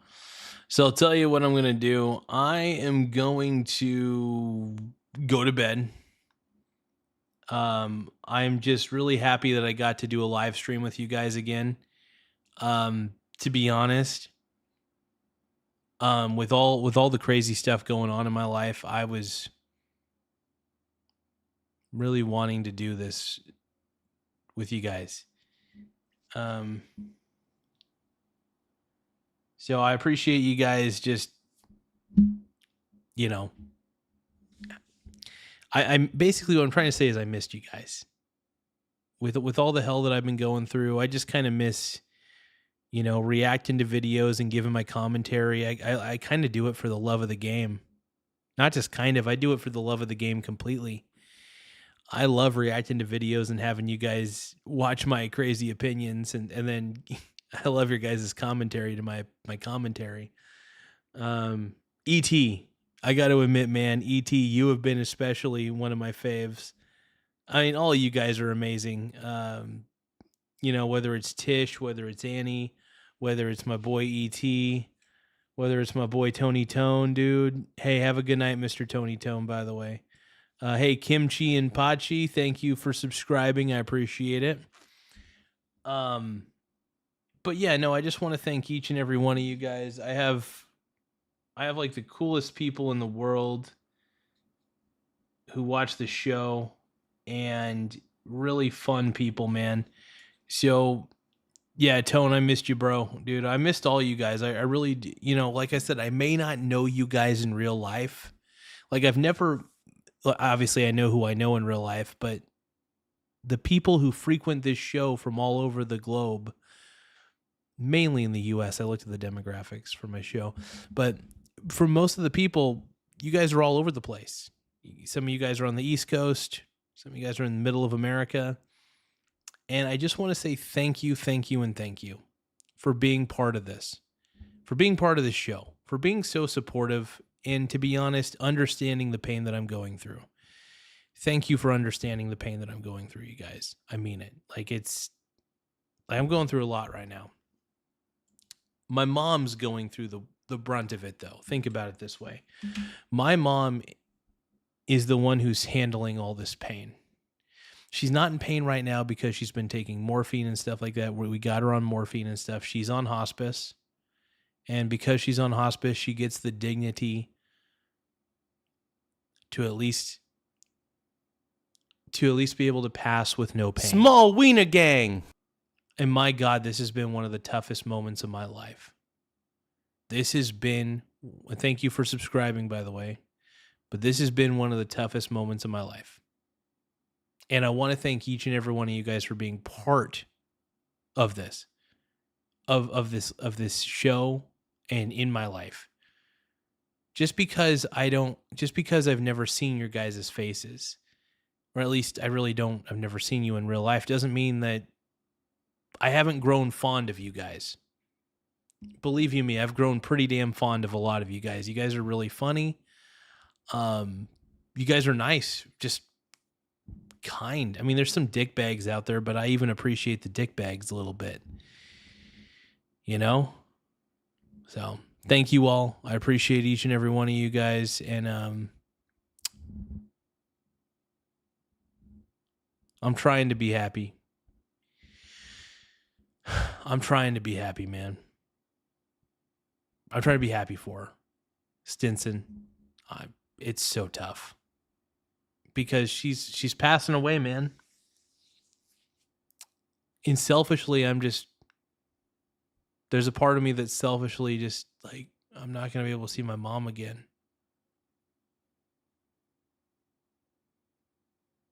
Like, that reality is really sinking in the more I talk about it.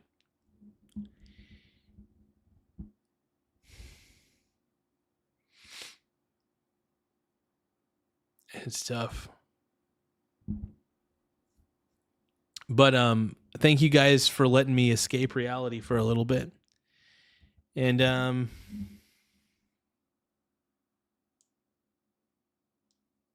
yeah. I just want to say I appreciate it.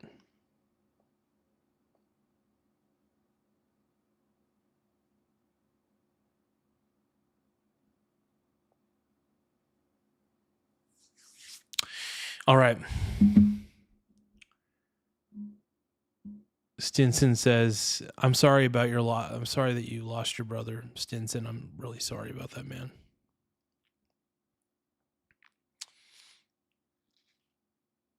I mean it, brother. I'm sorry about that.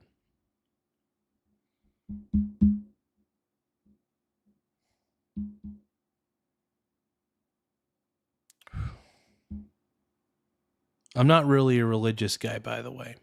I'll admit that. But I would like you guys, if you guys could out there, to say a prayer for my mother. And I do hope that she's able to go to a nice, beautiful place. I do believe she has a soul. I do.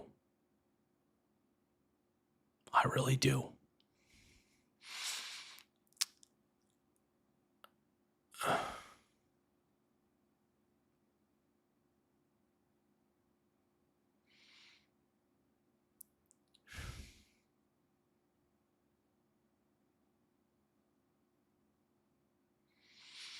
Thank you, Tony, for praying for her. If anybody could pray for her, I appreciate it big time, because her name's Meredith, by the way. Her name's Meredith, and like I said, I'm not the most religious man in the world, but I just want her to be able to see her Grandma Ella again. I never met Grandma Ella, but she died well before I was born. But I do want my mom to be able to see Grandma Ella again, so I hope that happens. But yeah, I appreciate you guys. I really do. Anyway, I need some time. I'll try to get back to live streaming again more frequently. It's going to be a slow process. For the time being, I'm just going to be pre-recording videos because I think that's all I'm really capable of right now. Doing live streaming consistently at this point has been very tough for me just with everything that's been going on. But I will try to live stream a little bit more here and there. because I do miss you guys. I do miss you guys. So feel free to watch my educational videos, though they're not as entertaining as these live streams. But if you, thank you, Stinson. I appreciate it. Thank you all. Have a good night, everybody.